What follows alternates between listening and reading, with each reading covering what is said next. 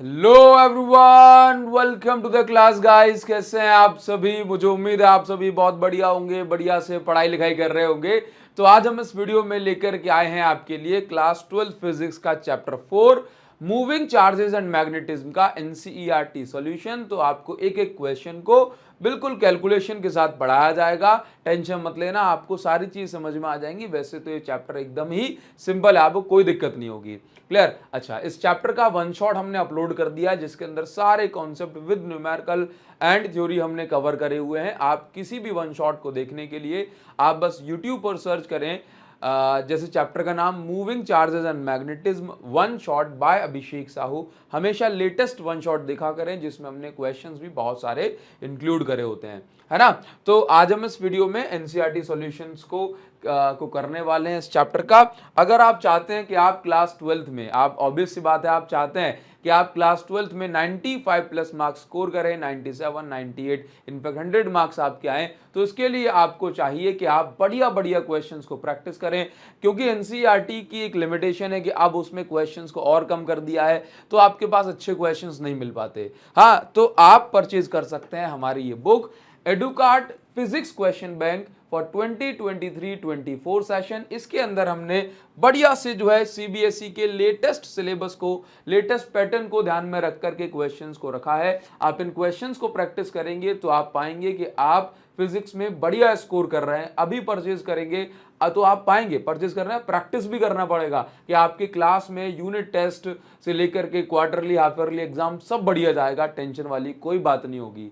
हाँ, तो अगर आप इस बुक को परचेज करना चाहते हैं तो इसको परचेज करने की जो लिंक है ये मैंने डिस्क्रिप्शन में दे दी है, प्लस कमेंट सेक्शन में दे दी है। अभी आप इसको ऑर्डर करेंगे तो आपको 30% डिस्काउंट मिलेगा। इसके अंदर हमने बढ़िया बढ़िया क्वेश्चन, जैसे कि एनसीईआरटी के जो इंपॉर्टेंट क्वेश्चन है, प्रीवियस ईयर क्वेश्चन हर एक चैप्टर के जो है इसमें इंक्लूड कर रखे हैं, एग्जाम्पलर के इंपॉर्टेंट क्वेश्चन और डिटेल्ड एक्सप्लेनेशन के साथ, जहां पे बच्चे गलती करते हैं। हर एक चैप्टर में आपको नए कॉम्पिटेंसी बेस्ड क्वेश्चन मिलेंगे, भर भर के असर्शन, रीजन और केस स्टडी बेस्ड क्वेश्चंस हैं।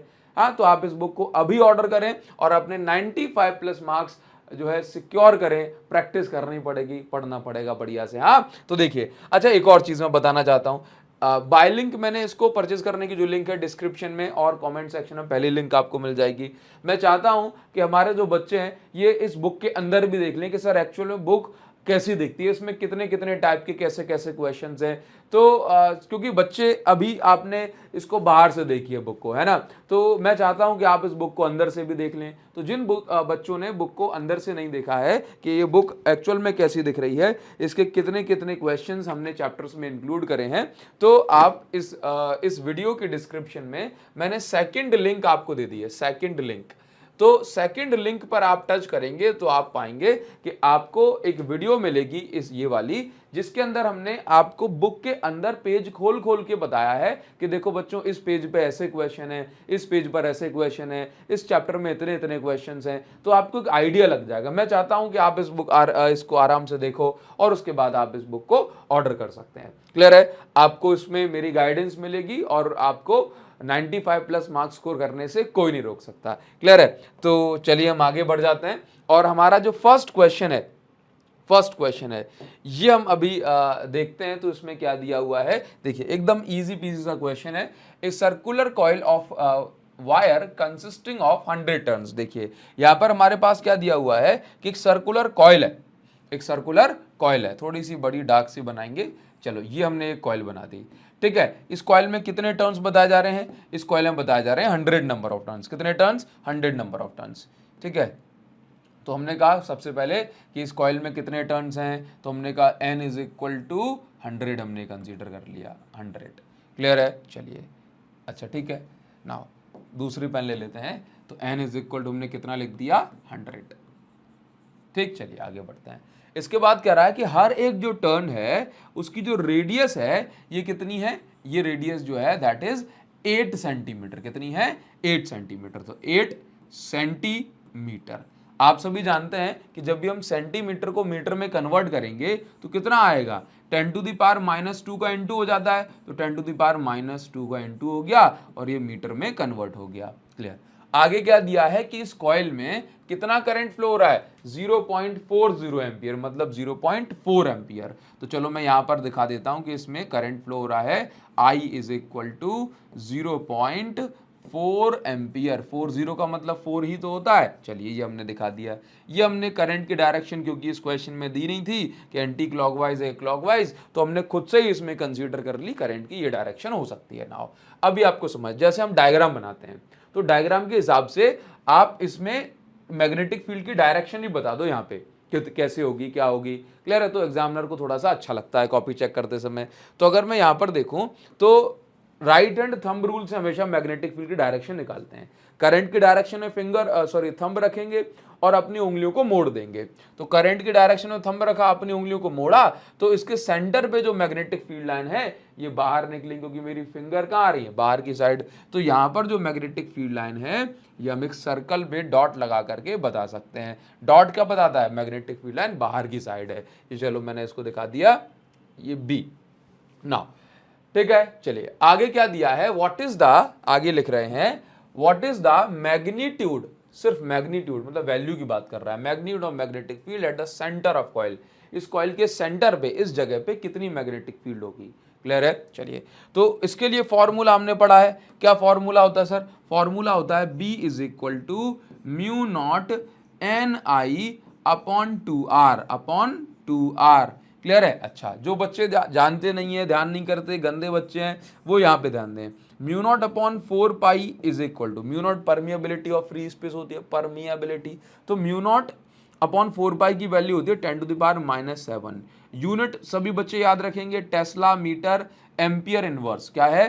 Tesla metre ampere inverse. ठीक है? तो अगर अकेले म्यू नॉट की वैल्यू मुझे चाहिए तो जरूरत पड़ने पे कितनी हो जाएगी, देखो जरा, 4 पाई इस साइड आ जाएगा, तो 4 पाई × 10⁻⁻7 टेस्ला मीटर एम्पियर इनवर्स। ये किसकी वैल्यू हो गई? ये वैल्यू हो गई म्यू नॉट की, इसकी वैल्यू हो गई म्यू नॉट की। क्लियर है? ठीक है, आगे बढ़ जाते हैं, थोड़ा सा आगे बढ़ जाते हैं। देखिए जरा, अब यहां पे ध्यान देना, म्यू नॉट की वैल्यू हमें पता पड़ गई। चलिए, तो B is equal to mu naught की जगह हमने पुट कर दिया 4 पाई इंटू 10⁻⁻7 कर सकते हैं। n क्या है? Number of turns. तो कितने नंबर ऑफ टर्न्स है इस कॉइल में? 100 टर्न्स हैं, 100 इंटू I क्या है? I है 0.4 एम्पियर, 0.4 एम्पियर। ठीक है, चलिए 2 की जगह 2 रखा, R की जगह क्या रख सकते हैं? 8 इंटू 10⁻⁻2। क्लियर है? नाउ अब देखो, सॉल्व करने को हम इसको डायरेक्ट दाड़ भी काट सकते हैं, बिल्कुल कोई दिक्कत नहीं पड़ेगी, 1 मिनट से भी कम का टाइम लगेगा, लेकिन आपको समझाते हुए चलेंगे और जितने छोटे छोटे तरीके समझा सकते हैं वह समझाएंगे। देखो बहुत सिंपल सी बात है, डेसिमल हटा देंगे तो नीचे एक 0 आ जाएगी, ये बन गया 10। क्लियर है? अब कैंसिल वैंसिल करने की कोशिश करते हैं। ये देखो, ये 10 से ये कटा तो ये आ गया कितना, एक 0 कैंसिल हो जाएगी ना इसकी, ये अकेला 10 बचेगा। ठीक, यहाँ पे 10⁻⁻2 है, माइनस से माइनस की पावर तो कट सकती है, बचा 10⁻⁻5 बच जाएगा। ठीक है, चलिए अब देखो यहाँ पे देख लेते हैं थोड़ा सा, B इज इक्वल टू, देखना ऊपर क्या बचा है, 4 4 जा 16, डेसिमल वगैरह तो हटा ही दिए, 16 पाई इंटू में क्या बचा है, इंटू बचा है 10⁻⁻5 और प्लस का 1। देखो यहाँ पे -5 है और यहाँ पे 100 में से ये एक 0 कट गई तो क्या बचा 10, तो ऊपर आ जाएगा 10⁻⁻4, -5 प्लस का 1 बचा है, तो अपॉन में क्या बचा, 8 2 जा 16, तो 16 से ये 16 कट गया, तो B इज इक्वल टू क्या बचा, pi into 10⁻⁻4। B is equal to pi की जगह क्या करेंगे, पाई की जगह हम यहाँ पे लिख सकते हैं 3.14 इंटू 10⁻⁻4। यूनिट क्या हो जाएगी, मैग्नेटिक फील्ड की यूनिट क्या है, टेस्ला। तो चलिए ये हमने मैग्नेटिक फील्ड निकाल दी और यहाँ पे डायरेक्शन भी बता सकता है। अगर करंट नीचे की साइड होता तो मैग्नेटिक फील्ड सेंटर पे अंदर की साइड होती, जिसको हम क्रॉस से दिखाते, क्योंकि हमारी उंगलियां अंदर जा रही है ना, राइट हैंड थंब रूल से बताते हैं। आप इसका स्क्रीनशॉट भी ले सकते हैं। बाकी आपको जो पूरा सॉल्यूशन है इसका PDF फॉर्म में ये आपको टेलीग्राम ग्रुप पे मिल जाएगा, तो आप पढ़ सकते हैं वहां से। टेलीग्राम ग्रुप पर जो पुराने लेक्चर्स के PDF भी आपको चाहिए तो टेलीग्राम में जाएंगे और फाइल सेक्शन जो है वहाँ से आपको सारी की सारी चीज़ें डाउनलोड हो जाएंगी। जो बच्चे पहली बार देख रहे हैं उनको बता दें 1 लाख से ज़्यादा बच्चे अभी होने वाले हैं टेलीग्राम पे, तो आप भी जाओ ज्वाइन करो, क्यों आप पीछे रुके हो, ठीक है। चलिए, तो आप इसका स्क्रीनशॉट ले सकते हैं और हम आगे बढ़ जाते हैं। ठीक, क्वेश्चन नंबर 2 पे आ गए, ले लिया स्क्रीनशॉट। क्वेश्चन नंबर 2 पे आ जाते हैं और अभी जो नेक्स्ट क्वेश्चन दिया जा रहा है एकदम छोटे छोटे से बच्चों जैसे क्वेश्चन है इस चैप्टर के एनसीईआरटी में। तो देखिए, ए long straight wire carries current 35 ampere, लेकिन मैं आपको सारे कॉन्सेप्ट क्लियर कराते चलूंगा, भले ही छोटे छोटे ही क्यों ना हो। ए long straight wire carries current 35 ampere, मान लेते हैं कि हमारे पास एक स्ट्रेट वायर है जो कि लॉन्ग स्ट्रेट वायर कहा जा रहा है, ठीक है। ये इसको अपन थोड़ा सा थिन करेंगे, ठीक है। ये हमारे पास एक स्ट्रेट वायर है जिसमें कितना करंट फ्लो हो रहा है, तो इसमें करंट फ्लो हो रहा है I is equal to 35 ampere. कितना करंट फ्लो हो रहा है, I is equal to 35 ampere. चलो यहाँ पे मैं इसको बता देता हूँ कि लेट्स से करंट जो फ्लो हो रहा है इसमें that is I is equal to 35 ampere. Clear है। चलो आगे देखते हैं, what is the magnitude of magnetic field at point 20 centimetre from the wire. कह रहा है कि यदि हम इस वायर से 20 सेंटीमीटर दूर, कितने सेंटीमीटर दूर, 20 सेंटीमीटर दूरी पर अगर हम क्या देखते हैं मैग्नेटिक फील्ड निकालना चाहें तो वो मैग्नेटिक फील्ड कितनी होगी ये आप मुझे बता दो। तो मैंने कहा जैसे ये डिस्टेंस जो है ये डिस्टेंस 20 सेंटीमीटर हो गई, तो यहाँ पर मैग्नेटिक फील्ड क्या होगी, तो हमने कहा मैग्नेटिक फील्ड की एक डायरेक्शन की बात करो तो डायरेक्शन तो होती है in the form of concentric circle. किस फॉर्म में, कॉन्सेंट्रिक सर्कल के फॉर्म में, मतलब इस तरीके से, इस तरह से जो मैग्नेटिक फील्ड लाइन है वो ऐसे बनती है करंट कैरिंग वायर के। अगर हम बात करें किस डायरेक्शन में मैग्नेटिक फील्ड होगी, तो करंट की डायरेक्शन में थंब रखो और अपनी उंगलियों को मरोड़ दो ऐसे, ठीक है। तो हम देखेंगे कि ये जो डायरेक्शन है ये वाली डायरेक्शन में हमारी उंगलियां घूमेंगी, तो यही जो डायरेक्शन होगी ये डायरेक्शन होगी मैग्नेटिक फील्ड की। किसकी डायरेक्शन होगी, मैग्नेटिक फील्ड लाइन की। क्लियर है, एक कंडक्टर के अराउंड। ठीक, आगे बढ़ते हैं और इसमें क्या दिया है, what is the magnitude of magnetic field at this point. तो हमने कहा इस पॉइंट की जो डिस्टेंस है वो कितनी मान ली, r is equal 20 centimetre. Clear. Now अभी ध्यान देना, आपको समझना है कि इसमें कौन सा फॉर्मूला लगेगा। देखो बहुत सिंपल सी बात है, हमेशा याद रखो ये कैसा वायर है, ये लॉन्ग स्ट्रेट वायर है। तो अगर हमारे पास एक वायर है या कंडक्टर है जिसमें करंट फ्लो हो रहा है, तो उसके कारण जो मैग्नेटिक फील्ड बनती है स्ट्रेट करंट कैरिंग कंडक्टर के कारण वो होती है mu naught I upon 4 pi R into sine phi 1 plus sine phi 2, ये होता है। जहां पे फाई 1 फाई 2 क्या होते हैं, फाई वजह से अगर कोई कंडक्टर है, मैं सारी चीज समझा रहा हूं टेंशन मत लेना, ये कंडक्टर है इसमें करंट फ्लो हो रहा है, तो हमने एक डेरिवेशन भी करा था magnetic field due to straight current carrying conductor. तो यहाँ पे ये इस तरह से हमने बताया था, ये लेट से पॉइंट पी है, ये करंट फ्लो हो रहा है, तो यहाँ से इसके एक एंड से एंगल बन रहा है फाई 1, दूसरे एंड से एंगल बन रहा है फाई 2, तो ये एंगल है इसके एंड से। ठीक है। तो देखो एक्चुअल में क्या होता है कि अगर फाइनाइट साइज का कंडक्टर है, अगर एक फिक्स साइज का कंडक्टर है, छोटा कंडक्टर है, तो ऐसे केस में हम ये जो एंगल है वहां पर फाई 1 फाई 2 रखते हैं और कोई एंगल गिवन होगा आपको क्वेश्चन में। लेकिन यदि कोई कंडक्टर लॉन्ग है, कैसा है, लॉन्ग है या इनफाइनाइट लॉन्ग है, मतलब उस कंडक्टर की लेंथ जो है इतनी है कि अगर हम यहां से इसकी लेंथ के कंपैरिजन में डिस्टेंस बहुत छोटी है, तो अगर हम यहां से अगर एंगल देखते हैं तो ये एंगल आपका ये 90 डिग्री के आसपास आता है। अभी 90 नहीं है, अगर कंडक्टर की लेंथ को और बढ़ा दूंगा तो मैं देखूंगा कि भाई ये जो एंगल है अभी 90 डिग्री के और क्लोज हो रहा है। तो लेंथ कंडक्टर की जितनी बड़ी होती चली जाएगी, है ना, साइज कंडक्टर का जितना बड़ा होता चला जाएगा उतना ही जो है एंगल बढ़ जाएगा, और एंगल बढ़ बढ़ के कितना बन जाएगा, ये एंगल बढ़ते बढ़ते 90 डिग्री तक पहुंच जाएगा। तो यहाँ पे देखो, तो ये होता है किसके लिए, ये होता है for finite length conductor, for finite मतलब फिक्स लेंथ कंडक्टर। क्लियर है। अभी ध्यान से देखना, अभी ध्यान से देखना, अगर मैं कहता हूं कि इनफाइनाइट लेंथ का कंडक्टर है, फॉर इनफाइनाइट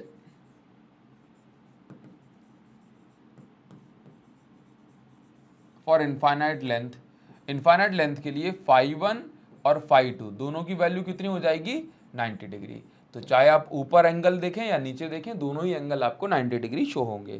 क्लियर है? चलिए, तो फॉर्मूला जो बन जाता है वो ये हो जाता है, B is equal to mu naught I upon 4 pi R, और यहां पर हमेशा ध्यान रखेंगे, देखो 90 फाई 1 की वैल्यू 90 डिग्री है, ठीक है, और फाई 2 की वैल्यू भी 90 डिग्री है। तो अगर मैं साइन 90 प्लस साइन 90 करता हूं तो कितना आएगा, साइन 90 की वैल्यू 1 है और साइन 90 की वैल्यू 1 है, तो 1 प्लस 1 कितना हो जाएगा, 2।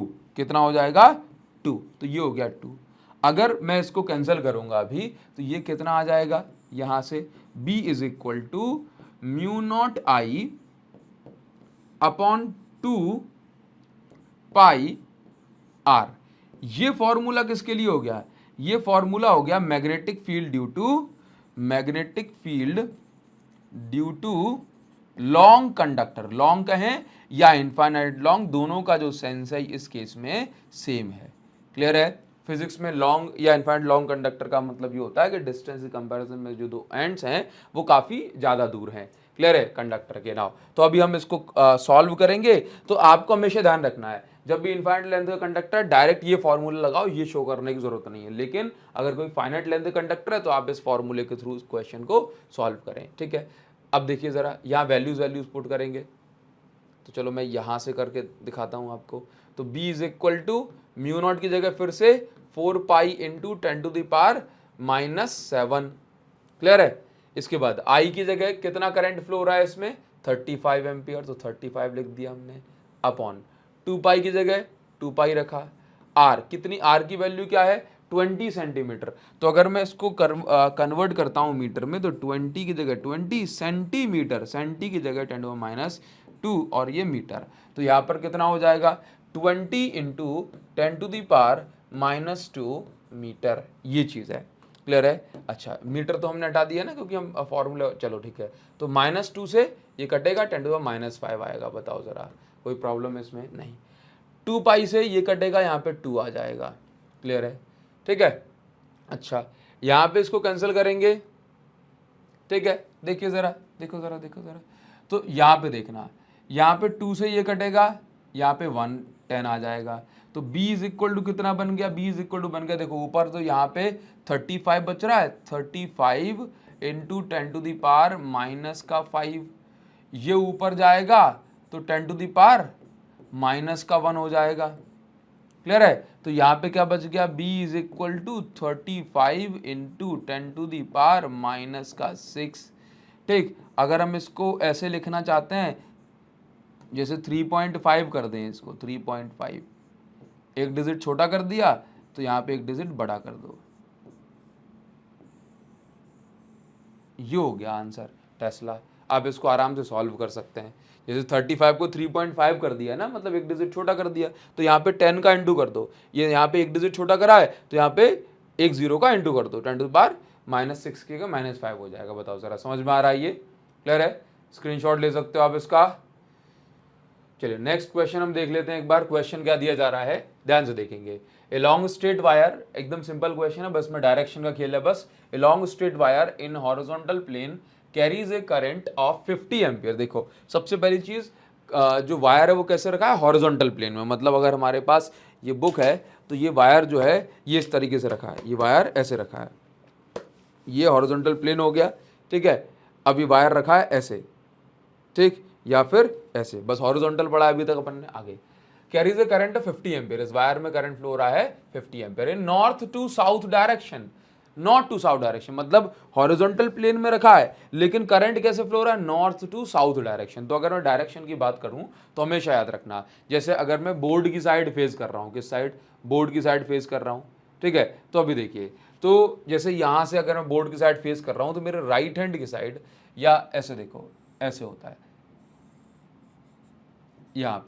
यहाँ पे दिखाया जाएगा ईस्ट, यहाँ दिखाया जाएगा वेस्ट, यहाँ दिखाया जाएगा नॉर्थ, और यहाँ दिखाया जाएगा साउथ। ठीक, अब मैं इसी चीज़ को, शायद अगर मुझे यहाँ पेन मिल जाए तो अब मैं इसी चीज़ को मैं आपको बताता हूँ कि मैं कॉपी पे हॉरिजॉन्टल प्लेन पे कैसे दिखाऊंगा। मान के चलो कि ये मैंने कोऑर्डिनेट बनाया ऐसे, ठीक है, ये ऐसे है, ये ऐसे है, तो ईस्ट वेस्ट नॉर्थ साउथ ऐसे है ना। तो अगर ये ऐसे है, ईस्ट यहाँ है, वेस्ट यहाँ है, नॉर्थ यहाँ है, साउथ यहाँ है। तो अगर इसको हॉरिजॉन्टल प्लेन पे दिखाना है तो मुझे ऐसे दिखाना पड़ेगा, ऐसे दिखाना पड़ेगा ना। ये आपको शायद ये दिखाई नहीं पड़ रहा होगा, अब दिख रहा है? दूसरी पेन मिल जाए मुझे? नहीं, चलो ठीक है। अब देखिए ज़रा, क्या आपको ये दिखाई पड़ रहा है? स्टाइलस मार्कर, ठीक। तो इसका मतलब नॉर्थ अंदर होगी, नॉर्थ अंदर होगी यहाँ पे, और साउथ यहाँ पे होगी। क्लियर है? तो नॉर्थ टू साउथ इस डायरेक्शन, मतलब आपके लिए देखें तो बाहर निकलते हुए करंट आ रहा है। कहाँ आ रहा है? बाहर निकलते हुए। तो क्वेश्चन में डायरेक्शन पूछ रहा है ना, पहले direction, we give the magnitude and direction of magnetic field at 2.5 centimetre east of the wire. मतलब आपने देख लिया कि करंट कहाँ जा रहा है? Current north to south, north अंदर माना, साउथ बाहर माना, तो करंट आ रहा है बाहर की साइड, ऐसे बाहर की साइड। तो आप क्या करेंगे? बाहर की साइड थंब रखेंगे, ये रख लिया थंब, ठीक है। अब आपसे पूछे कि वेस्ट में करंट मैग्नेटिक फील्ड की डायरेक्शन क्या होगी, तो आप भी देखो, ईस्ट यहां माना, वेस्ट यहां माना, तो वेस्ट में फिंगर जा रही है डाउनवर्ड, तो मैग्नेटिक फील्ड की डायरेक्शन है डाउनवर्ड। ईस्ट में फिंगर कहां जा रही है? फिंगर जा रही है अपवर्ड, अपवर्ड, वर्टिकली अपवर्ड। तो डायरेक्शन क्या हो जाएगी? देखो ना, करंट की डायरेक्शन कहां जा रही है? करंट कहां है? करंट बाहर, तो ईस्ट में जो कि इसके राइट साइड है, ईस्ट में जो कि इसके राइट साइड है। तो ये जो मैग्नेटिक फील्ड है ये ऊपर की साइड वर्टिकली अपवर्ड जा रही है। तो यहाँ पे डायरेक्शन जो हम लेंगे दैट इज वर्टिकली अपवर्ड, ठीक है। चलो, तो पहले मैं आपको यहाँ पर अगर डायग्राम के थ्रू बताना चाहूँ तो मैं इस तरीके से बता सकता हूँ कि ये हमने मान लिया कि बाहर की साइड जो है ये वायर, ये करंट फ्लो हो रहा है।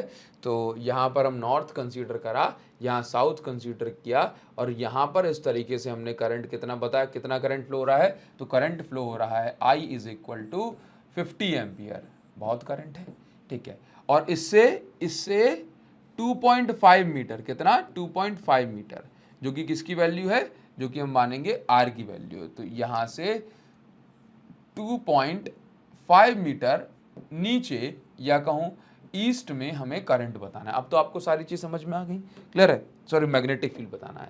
तो अभी हम क्या करेंगे? सिंपल फॉर्मूला लगाएंगे। अब तो आप जान चुके हो कि मैग्नेटिक फील्ड का फॉर्मूला क्या होता है? B is equal to mu naught I upon 2πr, long wire के लिए, क्योंकि कैसा वायर यहाँ पे बताया है? यहाँ पे बताया गया है लॉन्ग वायर है, क्लियर है? तो फॉर्मूला लगाएंगे B is equal to mu naught I upon 2πr। तो B is equal to mu naught की जगह आप सभी जानते हैं अभी 4π×7 लिख सकते हैं। आई करंट कितना फ्लो हो रहा है? तो करंट फ्लो हो रहा है 50 एम्पियर, तो हमने इसकी जगह 50 पुट कर दिया। 2π की जगह हमने 2π रखा, R की जगह पे हमने कितना रखा? R की जगह पे हमने रखा 2.5 मीटर, तो 2.5 मीटर, क्लियर है? चलिए अभी देखो जरा, यहाँ पे सारा काम एक एक साथ करते रहेंगे। ये डेसिमल हटाया, एक जीरो यहाँ आ गई, क्लियर है? कैंसिल वैंसिल करेंगे, ये 2π से 4π कटा, तो नीचे क्या आ गया? 2, ठीक। अच्छा ठीक है, यहाँ पे क्या बच रहा है? 10 टू द पावर -7, क्लियर? अच्छा ठीक है, देख लेते हैं थोड़ा सा और। ये 25 से ये कटेगा तो ऊपर 20 आ जाएगा, तो ऊपर हमने 20 लिख दिया, क्लियर? ऊपर क्या है? 20 लिख गया, बस, ठीक है। अब कोई बात ही नहीं है, कुछ और बच रहा है क्या? ये देखो 25 दूनी 50, ठीक है। तो ऐसा हो रहा है, ठीक है, ये ठीक ना। तो अभी हम इसको फर्दर सॉल्व करेंगे तो ये कुछ ऐसा आ जाएगा। B इज इक्वल टू, ध्यान से देखना, छोटी सी कैलकुलेशन है, 20 का इंटू, एक मिनट, म्यू नॉट अपॉन 4π, तो म्यू नॉट की वैल्यू, ठीक है, तो 20 का इंटू किससे हो रहा है? सब कुछ सही चल रहा है। एक बार और देख लेते हैं, 2π के 2π 2.5 मीटर था, तो हमने एज इट इज रख दिया, डेसिमल हटा, एक जीरो आ गई, 20 ऊपर बचा, 2 ये बचा, तो यहाँ पे बच रहा है 40 into 10 to the power -7, 14 to the power -7, और ये टेस्ला। अब हम इसको फर्दर सॉल्व करते हैं, तो 40 से अगर मैं इसको 4 कर दूं, मतलब एक डिजिट छोटा कर दूं, तो यहाँ पे एक डिजिट को बढ़ा दूंगा, मतलब -7 से -6 कर दिया तो ये बढ़ गया, क्लियर है? चलो, तो ये इस तरीके से, जो बच्चे ये ऑर्डर ऑफ मैग्नीट्यूड वगैरह डेसिमल हटाना नहीं जानते वो यूट्यूब पर सर्च कर लें, order of magnitude by Abhishek Sahu, 10-12 minute की वीडियो मिलेगी, आपको समझ में आ जाएगा डेसिमल किस तरीके से हटाया जाता है, ठीक है? तो ये इतना हो गया, आप इसका स्क्रीनशॉट ले सकते हैं। अच्छा ठीक है, आगे बढ़ने से पहले यहाँ पर डायरेक्शन के बारे में हम मेंशन और कर देते हैं। हाँ, तो आप लिख सकते हैं direction of magnetic field B at east of wire is, किस डायरेक्शन में? At east of wire is किस डायरेक्शन में भाई? देखो जरा, vertically upward, vertically upward, vertically upward direction में हमने आपको बताई थी। क्लियर है? आगे बढ़ जाते हैं और नेक्स्ट क्वेश्चन जो है ये आपको मिलता है क्वेश्चन नंबर 4। अब इस क्वेश्चन में क्या दिया जा रहा है जरा देख लेना। A horizontal overhead power line carries a current of 90 ampere in east to west direction. अब आप समझ गए ईस्ट टू वेस्ट डायरेक्शन कौन सी होगी। तो एक हॉरिजॉन्टल ओवरहेड पावर लाइन मतलब जो लाइंस जो जाती हैं हमारे घरों के बाहर से, तो उसमें ईस्ट टू वेस्ट डायरेक्शन में करंट फ्लो हो रहा है। तो अब ये ईस्ट है और ये वेस्ट है, मतलब करंट इस डायरेक्शन में फ्लो हो रहा है। कितना फ्लो हो रहा है? 90 एम्पियर। कैसा? 90 एम्पियर करंट फ्लो हो रहा है। ठीक है। What is the magnitude and direction of magnetic field due to the current 1.5 metre below the wire. मतलब इस वायर के 1.5 मीटर नीचे कितनी मैग्नेटिक फील्ड बन रही है ये हमें निकालनी है। क्लियर? तो आई की वैल्यू कितनी हो गई? इतनी। आर की वैल्यू कितनी हो गई? 1.5 मीटर, 1.5 मीटर, और वो भी कहाँ? इस वायर के नीचे, इस वायर के नीचे। मतलब करंट ऐसे फ्लो हो रहा है, करंट ऐसे फ्लो हो रहा है, और ये करंट ऐसे फ्लो हो रहा है। मैग्नेटिक फील्ड कहाँ है? Out of the plane. Magnetic field कहाँ है? Out of the plane. मतलब अगर आप इसके हिसाब से देखें कि ईस्ट वेस्ट यहाँ है, ईस्ट यहाँ, वेस्ट यहाँ, तो नॉर्थ यहाँ और साउथ यहाँ, तो magnetic field is towards the south. Magnetic field be below the wire, below the wire is towards the south. ठीक है, ये आपने दिखा दिया। आगे हम इसमें बढ़ के अब क्या कर सकते हैं, तो देखिए जरा देख लेते हैं। मैग्नेटिक फील्ड निकालनी है भाई, अब तो बहुत सिंपल सी बात है। B is equal to mu naught I upon 4 pi नहीं 2 पाई आर, 2 पाई आर। तो बस B is equal to mu naught की जगह 4 pi into 10 to the power -7, I की जगह कितना 90, अच्छा 2 पाई की जगह 2 पाई और इसकी जगह 1.5 एम्पियर। डेसिमल हटेगा, एक जीरो ऊपर पहुंच जाएगी। अब यहां से देखो 15 6 जा 90 और ये एक और बच गई जीरो। 2 पाई से 2 पाई कट गया तो 4 पाई, ये 2 बच गया। तो B इज इक्वल टू कितना हो गया 6 2 जा 12, ये हो गया 120, ठीक, इंटू 10 टू द पावर -7।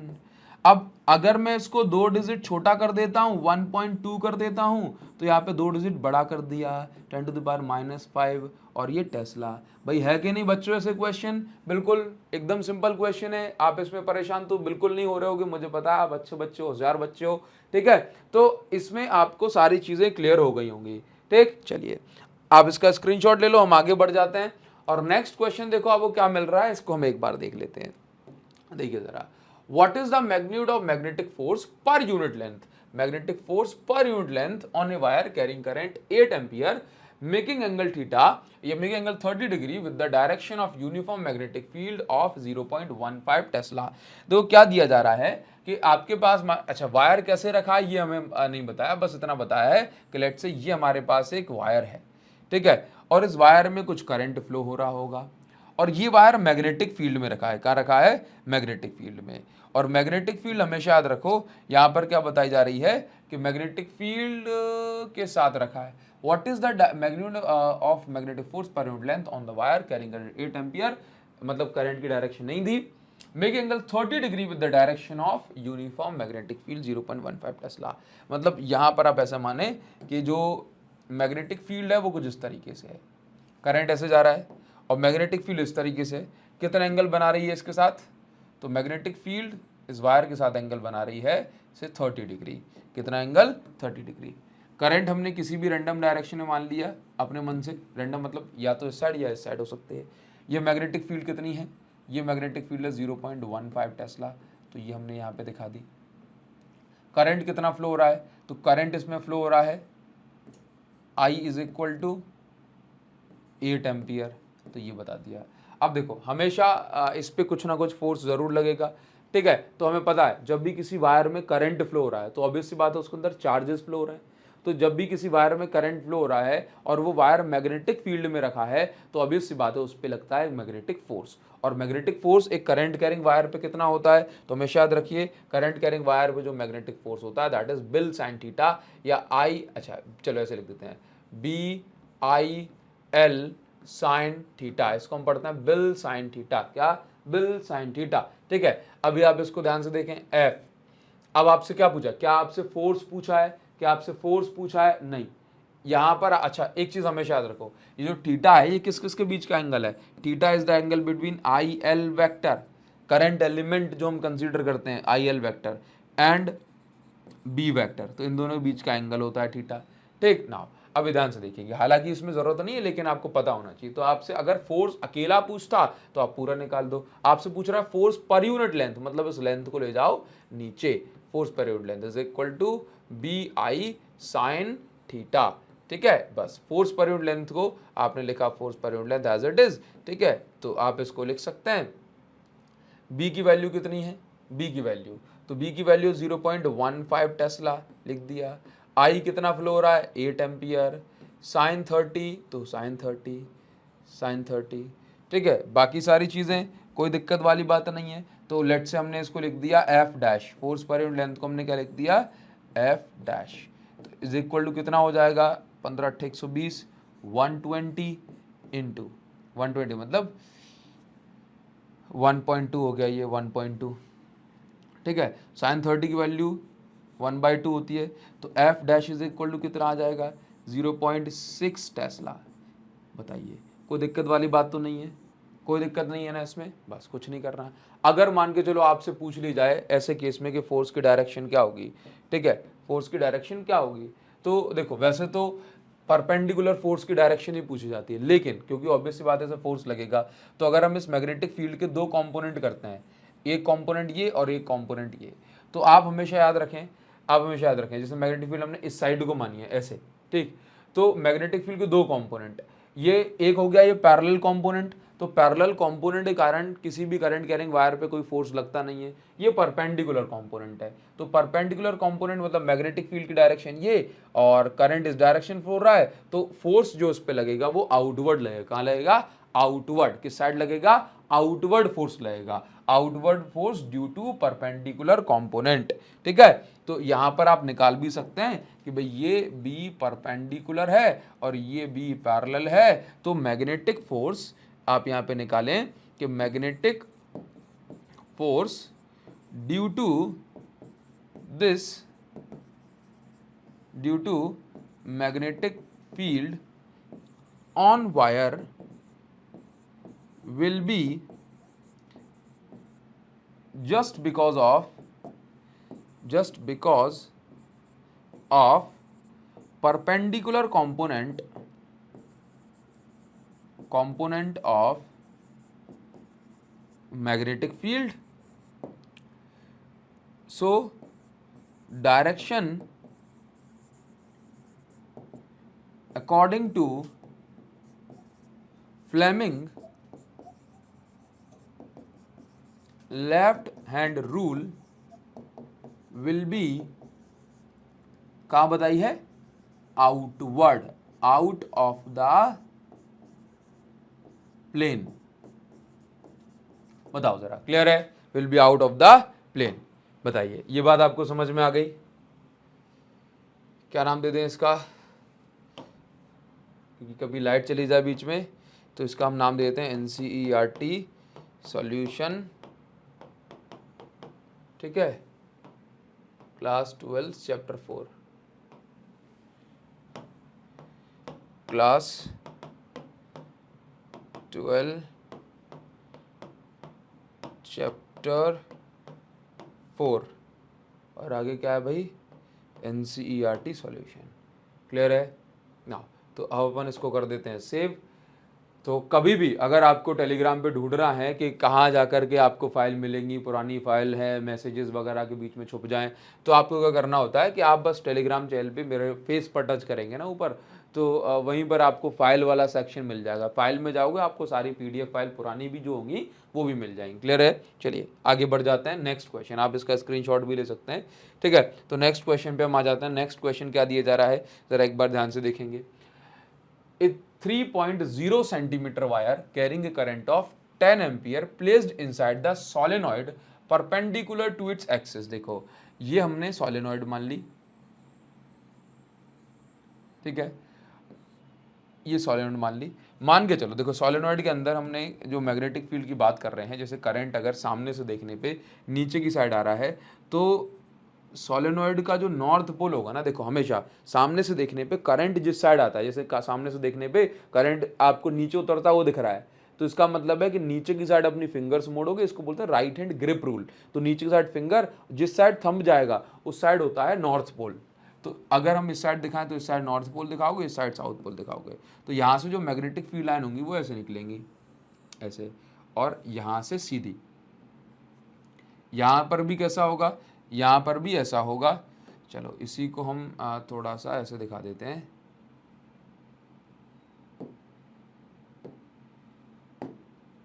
ठीक है, तो यहाँ पर आप ये देखें कि मैग्नेटिक फील्ड लाइन जो होंगी यहाँ पर भी हल्की सी ये सीधी हो जाएंगी, ये देखो।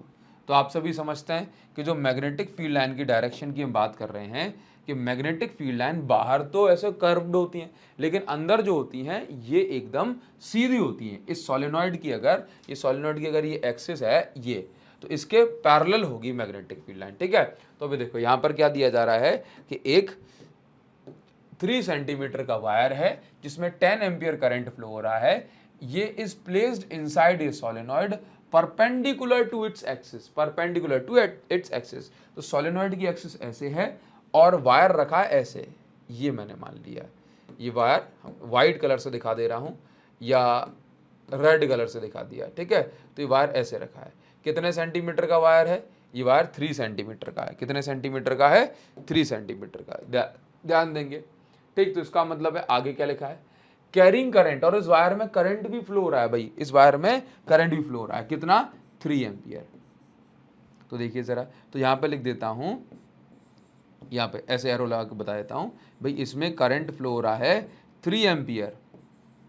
इसकी लेंथ क्या है? इसकी लेंथ है, सॉरी, करंट फ्लो हो रहा है 10 एम्पियर।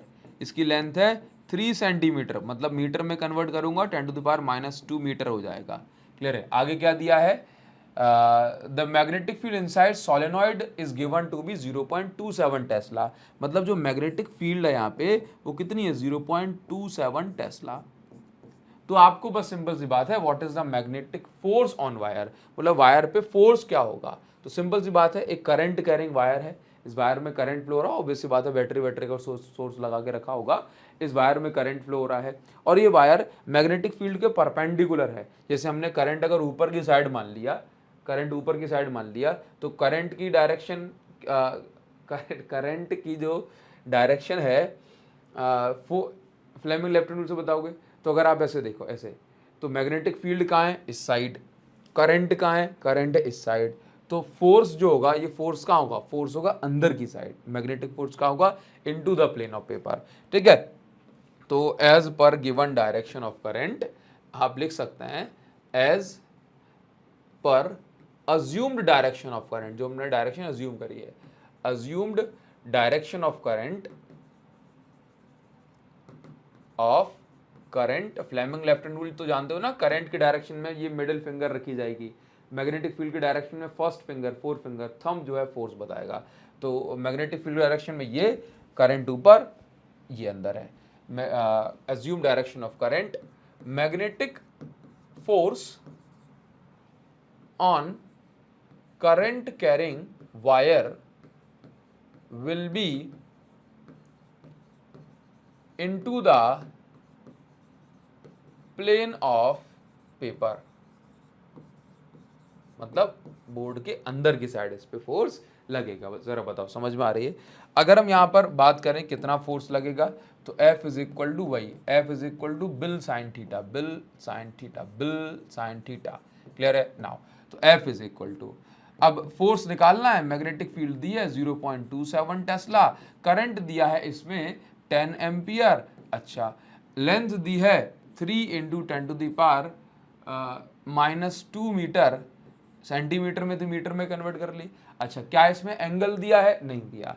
तो यहाँ पे थीटा कितना है? परपेंडिकुलर है, तो एंगल हो जाएगा 90 डिग्री। चलिए ये लिख लिया।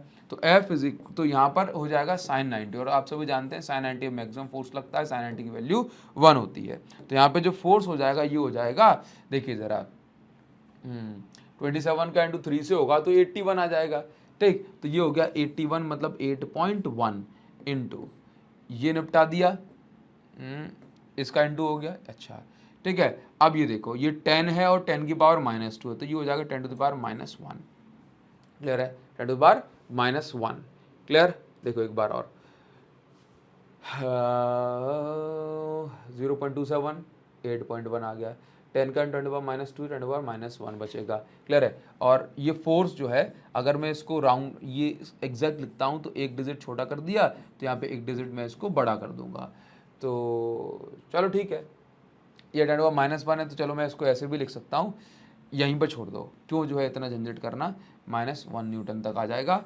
ठीक है, और अगर आप इसको फर्दर सॉल्व भी करना चाहते हो तो 8.1 है, 10 टू द पावर -1 का मतलब होता है 10, तो ये पहुंच जाएगा 0.81। क्लियर है, बात समझ में आ गई, 0.81 न्यूटन ये हो जाएगा। -1 का मतलब अपॉन में होता है ना, तो ये हो गया इतना 0.81 न्यूटन, और फोर्स की डायरेक्शन हमने आपको बताई दी है। बताओ जरा, क्लियर हो गया? आप इसका स्क्रीनशॉट ले सकते हैं, बहुत छोटे छोटे से क्वेश्चन यहाँ पर ऐड करे गए हैं एनसीईआरटी में। ठीक, आगे बढ़ जाते हैं। नेक्स्ट क्वेश्चन देखो क्या दिया जा रहा है यहाँ पे, हमें मिल रहा है it 2 long and parallel straight wire carrying current 8 ampere and 5 ampere in the same direction. देखो मतलब ये आ गया 2 लॉन्ग एंड पैरेलल, मतलब लॉन्ग एंड पैरेलल वायर्स हैं इस तरीके से। ये हमने मान लिया कि ये हमारे पास एक ये वायर है, ये काफ़ी डार्क अभी आपको शो हो रहा है।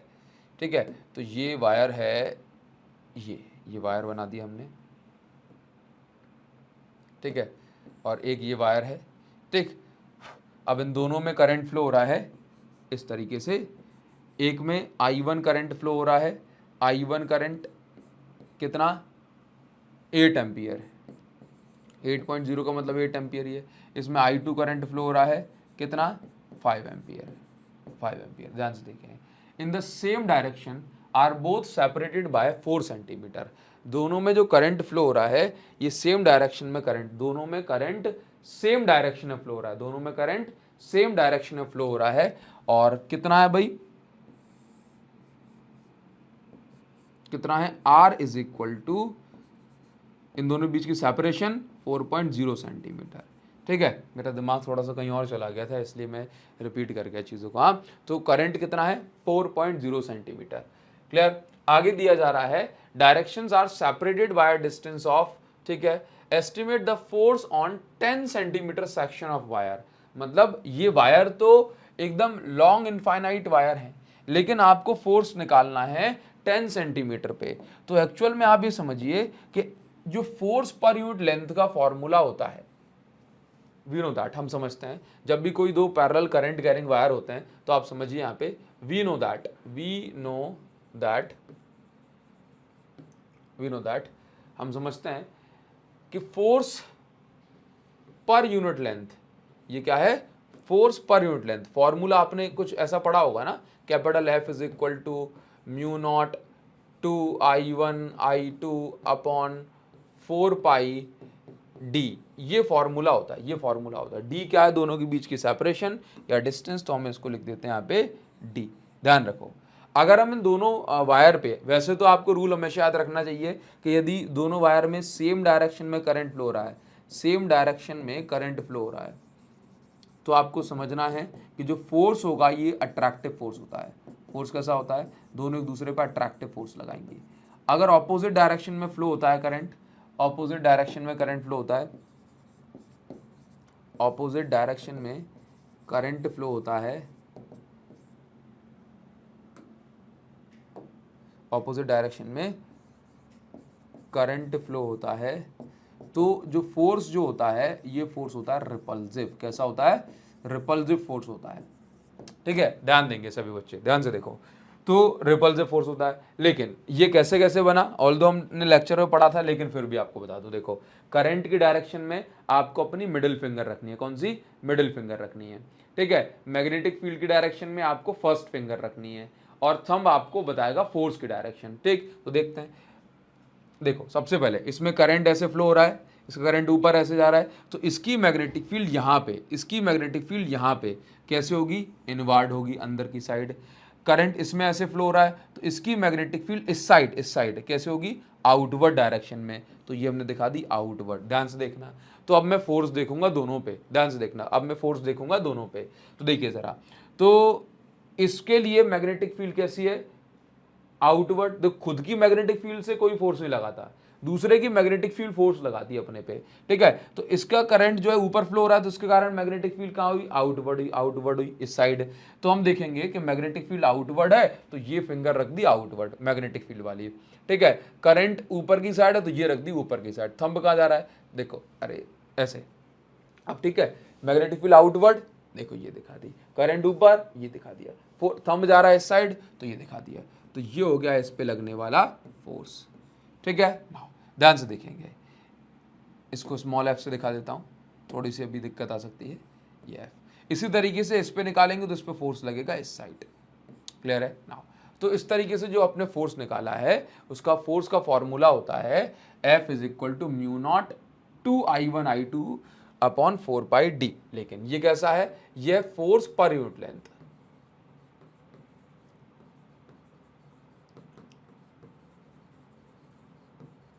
मतलब 1 सेंटीमीटर वायर या 1 मीटर वायर पे इतना फोर्स लगेगा, ठीक है। तो अगर हम 10 मीटर की बात करेंगे या 10 सेंटीमीटर की बात करेंगे तो हम निकाल लेंगे। तो देखिए जरा, तो मैं इसको ऐसे बोल देता हूं कि force upon length is equal to, ये लिखा होता है म्यू नॉट अपॉन 4π। एक्चुअल में ये फोर्स नहीं है अकेला, ये फोर्स पर यूनिट लेंथ है। ये डेरिवेशन जब हम करते हैं तो आपको बताते हैं ये फोर्स पर यूनिट लेंथ है, ठीक है। चलिए, तो ये क्या बन गया 2I1, तो मैं इसको ऐसे बोल देता हूँ, ये एक्चुअल में क्या है, यह force per unit length, force per unit length. तो अगर मैं सिर्फ फोर्स निकालना चाहता हूं 10 सेंटीमीटर पे, तो कितना हो जाएगा, यहां पे L का इंटू और कर देंगे, तो 2I1I2 L upon D।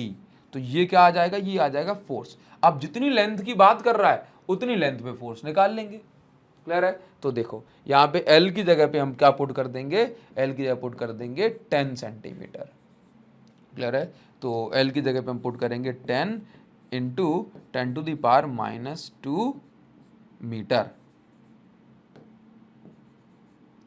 Clear है। चलिए देख लेते हैं जरा इसको। F is equal to mu naught upon 4π की जगह हमने लिखा 10⁻⁻7 टेस्ला, 2 की जगह हमने लिखा 2, I1 की वैल्यू है 8 एम्पियर, I2 की वैल्यू है 5 एम्पियर, लेंथ जो है ये है 10⁻⁻2 मीटर, 10 इन 10⁻⁻2 मीटर, 10 सेंटीमीटर है, सेंटीमीटर की जगह हमने ऐसे लिखा, अपॉन, तो म्यू नॉट अपॉन 4π की वैल्यू तो हमने पुट कर ही दी, ये 10⁻⁻7। डी कितना है, डिस्टेंस कितनी है दोनों के बीच की, 4 सेंटीमीटर, तो 4 इंटू 10⁻⁻2। तो अभी आप ये देखेंगे कैसे कट कर रहे हैं, यहाँ से ये कैंसिल हो गया, 4 2 जा, ये 8 हो जाएगा। F इज इक्वल टू, देख लेते हैं ज़रा, ये देखो 2 2 जा 4, 4 5 जा 20, तो ये तो हमने लिख दिया 20, ठीक है। अभी देखो यहाँ पे ये 10 है, ध्यान से देखना, ये 10 है और 10⁻⁻7 है, तो कितना बचेगा 10⁻⁻6, ठीक है। तो अगर हम इसको ऐसे लिखें, F इज इक्वल टू, अगर हम इसको ऐसे लिख रहे हैं, चलो अगर हम इसको ऐसे लिख रहे हैं कि F इज इक्वल टू 2.0, एक डिजिट छोटा कर दिया, 20 से 2.0 कर दिया, तो यहाँ पे एक डिजिट बड़ा कर दो, 10⁻⁵ टेस्ला। तो ये हो जाएगा 10 सेंटीमीटर वायर पे फोर्स। ये था फोर्स पर यूनिट लेंथ, मतलब 1 सेंटीमीटर पे या 1 मीटर पे L को इस साइड भेज दिया, तो जो भी लेंथ है उसका इंटू यहाँ पे हो जाएगा, क्लियर है। मान के चलो 1 सेंटीमीटर पे या 1 मीटर पे इतना फोर्स लग रहा था, तो अब हमें चाहिए 10 सेंटीमीटर 10 मीटर पे, तो जितने उतना ही का इंटू, जैसे एक पेन 10 रुपए की है, तो 4 पेन कितने के हो जाएंगे, 4 का इंटू कर दो। तो 1 सेंटीमीटर पे इतना फोर्स लग रहा था, फोर्स पर यूनिट लेंथ से निकालते हैं, तो 4 सेंटीमीटर पे कितना लगेगा, 4 का इंटू कर दो, क्योंकि यहाँ पे 10 इन 10⁻⁻2 सेंटीमीटर था या मीटर था, तो उतने का इंटू कर दिया। बताओ जरा, समझ में आया। आप इसका स्क्रीनशॉट ले सकते हैं, ठीक है, स्क्रीनशॉट ले लो इसका। चलिए नेक्स्ट क्वेश्चन पे आ जाते हैं, क्वेश्चन नंबर 8। देखो इस क्वेश्चन में क्या दिया जा रहा है, एकदम सिंपल आसान सा बच्चों जैसा क्वेश्चन है। A closely wound solenoid 80 centimetre long has 5 layers of windings of 400 turns each. देखो यहाँ पे क्या दिया जा रहा है कि एक सोलेनॉइड है, एक सोलेनॉइड है, ठीक। आप सभी लोग समझते हैं सोलेनॉइड में क्या होते हैं, टर्न्स होते हैं। सोलेनॉइड में क्या होते हैं, कई सारे टर्न्स होते हैं, ठीक है। तो इस तरीके से हमने एक सोलेनॉइड ये बना दिया, ठीक है। चलो करंट वरेंट फ्लो हो रहा होगा, ऑब्वियस सी बात है, ठीक है। चलिए तो हमने एक करंट बना दिया। अब देखो इसमें क्या दिया जा रहा है कि ये जो सोलेनॉइड है इसमें इसकी जो टोटल लेंथ है, ये टोटल लेंथ है 80 सेंटीमीटर। कितनी है, 80 सेंटीमीटर। मीटर में बोला जाए तो ये 0.8 सेंटीमीटर इसकी टोटल लेंथ हो गई, 0.8 मीटर है ना। 10⁻² का इंटू करेंगे या 100 का डिवाइड कर दें तो 0.8 मीटर निकल के आ जाएगी। अच्छा, ये टोटल 80 सेंटीमीटर का ये सोलेनॉइड है। कह रहा है कि इसमें 5 लेयर्स हैं। कितनी लेयर है, 5 layer of winding 400 turns each.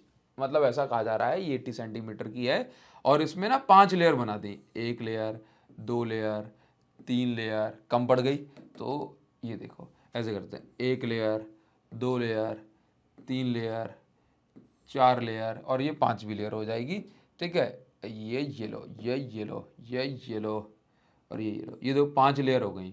और कहा जा रहा है कि भाई हर एक लेयर में कितने कितने टर्न्स बता रहा है, हर एक लेयर में 400 टर्न बता रहा है। कितने टर्न, 400, 400 टर्न्स। तो इसमें भी 400 टर्न हो गए, इसमें भी 400 टर्न हो गए, इसमें भी 400 हो गए, इसमें भी 400 हो गए और इसमें भी 400 हो गए, ठीक है। 400 टर्न्स, क्लियर है। तो देखिए, तो आपको करना है, the diameter of solenoid is 1.8 centimetre. मतलब यहां पर जो सोलेनॉइड का जो डायमीटर दिया है, डायमीटर दिया है वो दिया है 1.8 सेंटीमीटर।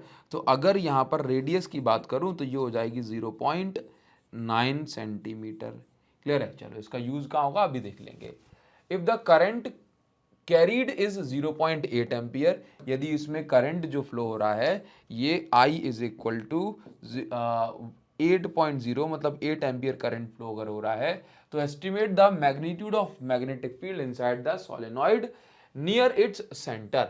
नियर इट्स सेंटर उसने क्यों बोला, क्योंकि सेंटर पे जो मैग्नेटिक फील्ड लाइन होती है ये एकदम स्ट्रेट होती है। कैसी होती है, straight and parallel to its axis. Now अब ध्यान देंगे सब बच्चे, बढ़िया से समझे जरा क्वेश्चन को। देखो इसमें कहा जा रहा है कि ये सोलेनॉइड है, करंट फ्लो हो रहा है, इसमें इतने इतने टर्न्स ऐसे ऐसे रखे हुए हैं, मतलब बंधे हुए हैं, और आपको इसके सेंटर पे मैग्नेटिक फील्ड निकालनी है, इसके अंदर सोलेनॉइड के अंदर। तो मैग्नेटिक फील्ड का फॉर्मूला होता है B is equal to mu naught N I, mu naught N I. और सभी बच्चे यहाँ पे ध्यान देंगे कि ये जो n है ये हमेशा स्मॉल n लेना है, कैपिटल N नहीं, क्योंकि जब हम इसको सॉल्व करते हैं तो हम ये पाते हैं कि यहाँ पर जो स्मॉल n है ये होता है नंबर, या हम इसको बोलते हैं टर्न डेंसिटी। क्या बोलते हैं, टर्न डेंसिटी। या हम इसको और बोल सकते हैं दूसरे तरीके से, तो हम इसको ऐसे भी बोलते हैं, और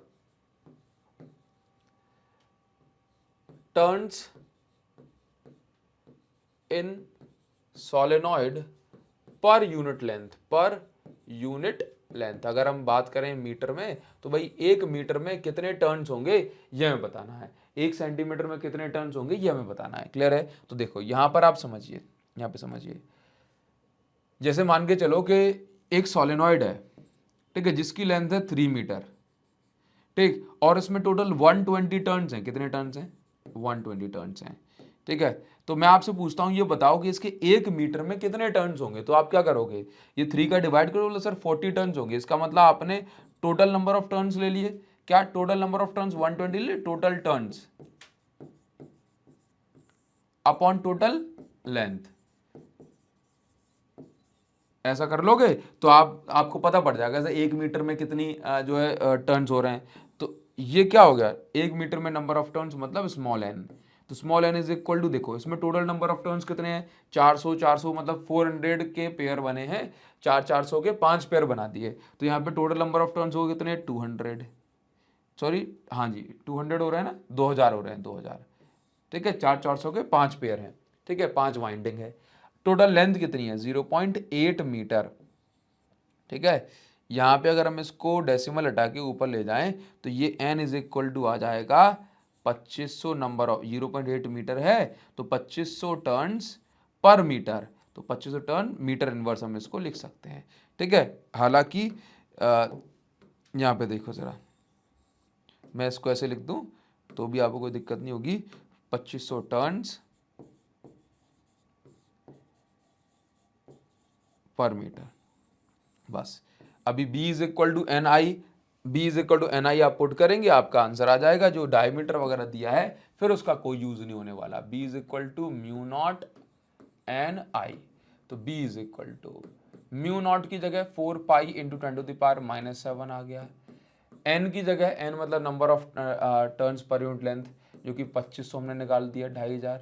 ठीक है, I की जगह 8 एम्पियर करंट इसमें फ्लो हो रहा है, देखिए ज़रा, यही हमने दिखाया 8 एम्पियर करंट फ्लो हो रहा है। डायमीटर वगैरह का फिर इसमें कोई यूज़ रहा ही नहीं, तो b इज इक्वल टू, बस आप यहाँ पे क्या लिख सकते हैं, 25×200 मतलब ये हो जाएगा आपका 20,000। इसका इससे इंटू करोगे तो हो जाएगा 20,000, तो मैंने इसको ऐसे लिख दिया 10⁻3, 20,000 हो जाएगा, तो मैंने इसको ऐसे लिख दिया 2×4। ठीक है, into 4 pi 10⁻⁻7, b is equal to, देखो ज़रा, तो ये हो जाएगा यहाँ पर -7, ये यहाँ पे देखो 8 पाई 10⁻³ बचेगा। b is equal to 8 into 3.14 into 10⁻³ तो b इज इक्वल टू 8 4 जा 3.14 इंटू 8, तो 8 4 जा 32, 8 1 जा 8, 8 3 11 और 24 और 25, तो 25.12, तो 25.12 ये आपकी मैग्नेटिक फील्ड की स्ट्रेंथ हो गई। चलिए b इज इक्वल टू, अगर मैं इसको यहाँ पे इतना छोटा कर देता हूँ एक डिजिट, तो यहाँ पे मैं लिख सकता हूँ इसको 10⁻⁻2 टेस्ला। ठीक है, ये आपका जो है मैग्नेटिक फील्ड आपने निकाल दिया। आप इसका स्क्रीनशॉट ले सकते हैं। देखिए ज़रा नेक्स्ट क्वेश्चन क्या है, नेक्स्ट क्वेश्चन पे ध्यान देते हैं। देखो इस क्वेश्चन में लिखा है square coil of side 10 centimetre, मतलब यहाँ पर देखो बढ़िया सा एकदम सिंपल सा क्वेश्चन है लेकिन कॉन्सेप्चुअल है। Square coil of side 10 centimetre consist of 20 turns, मतलब यहाँ पर आपको दिया जा रहा है कि स्क्वायर है, इस शेप में स्क्वायर कॉइल है और इसकी जो साइड है ये कितनी है, 10 सेंटीमीटर। तो एन, ये एल जो हो गई ये हो गई 10 सेंटीमीटर, 10 सेंटीमीटर। ठीक है ना, ध्यान देना। आगे क्या दिया जा रहा है, इसमें जो टोटल नंबर ऑफ टर्न्स हैं वो कितने हैं, 20 टर्न्स हैं, टोटल नंबर ऑफ टर्न्स 20 हैं। ठीक है, आगे दिया जा रहा है कि इसमें जो करंट फ्लो हो रहा है, ये करंट जो फ्लो हो रहा है ये फ्लो हो रहा है I is equal to 12 ampere, 12 ampere.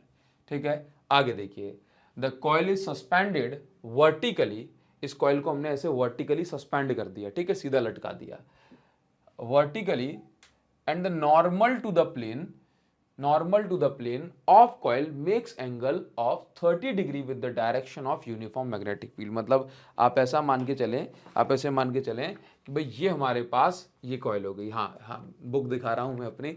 ठीक है, अभी जो है इसी को देखें, मान के चलो कि ये हमारे पास ये कॉइल हो गई। ठीक है, अच्छा नहीं लग रहा क्या, एनसीईआरटी ले लो, ये लो, ये लो। बोला सर नहीं, अपनी बुक को प्रमोट करना ज़्यादा ज़रूरी है। ठीक है, तो देखिए ज़रा, तो मान के चलो कि ये हमारे पास क्या है, एक कॉइल हो गई, इसमें करंट ऐसे फ्लो हो रहा है, ये करंट ऐसे फ्लो हो रहा है, ये करंट ऐसे फ्लो हो रहा है। ठीक है, तो अभी हमेशा याद रखो, जब भी current carrying coil magnetic field में रखी होती है तो उस पर टॉर्क लगता है, हमने ये पढ़ा है। Whenever there is a current carrying coil kept in magnetic field then it experiences a torque. तो जब भी कोई current carrying coil magnetic field में रखी होगी तो उस पर टॉर्क लगेगा, या ऐसे घूमेगी या ऐसे घूमेगी। ठीक है, नाउ अभी यहाँ पे टॉर्क का जो फॉर्मूला होता है ना, वो होता है टाउ इज इक्वल टू, हमें निकालना what is the magnitude of torque experienced by the coil. ठीक है, नाउ तो टॉर्क का जो फॉर्मूला होता है ना, समझिए जरा, फॉर्मूला डायरेक्ट नहीं जा रहे हैं, ये होता है N I A B sine theta, N I A B sine theta. अब जो थीटा है ना, ये एंगल है, theta is the angle between, किस किस का angle, theta is the angle between, theta किस किस के बीच का एंगल है? थीटा एंगल है, theta is the angle between N I, मतलब आप इसको ऐसे बोल सकते हैं area vector and magnetic field. ठीक है, तो याद रखिए ये तो हो गया इस प्लेन, ये तो हो गया इस कॉइल का प्लेन। ठीक है, और अगर हम एरिया वेक्टर की बात करें तो इस पे परपेंडिकुलर डालेंगे ना, परपेंडिकुलर ऐसे, तो ये हो जाएगा एरिया वेक्टर।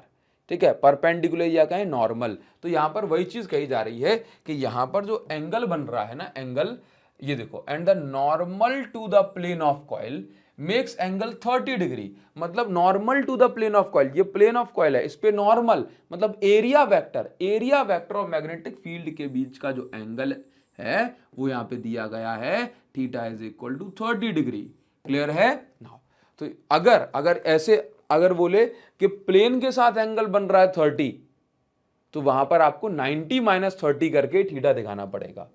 लेकिन अगर उसने डायरेक्ट ही बोल दिया कि परपेंडिकुलर टू द प्लेन या नॉर्मल टू द प्लेन या एरिया वेक्टर ऑफ प्लेन के साथ एंगल बन रहा है 30 डिग्री, तो आप एज इट इज पुट करेंगे यहाँ पे। क्लियर है? चलो, तो ये चीज मैं आपको यहाँ पर बताना चाह रहा था। बाकी इस क्वेश्चन में आपसे क्या पूछ रहा है, इस क्वेश्चन में आपसे कह रहा है कि ये जो हॉरिजॉन्टल मैग्नेटिक फील्ड में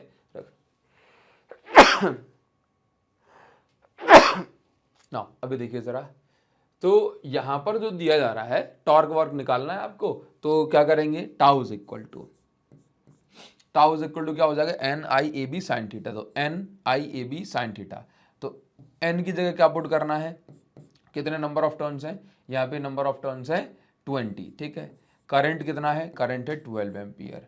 एरिया कितना है, तो एरिया हम निकाल लेंगे, लेंथ क्योंकि स्क्वायर है तो एरिया हो जाएगा एल स्क्वायर।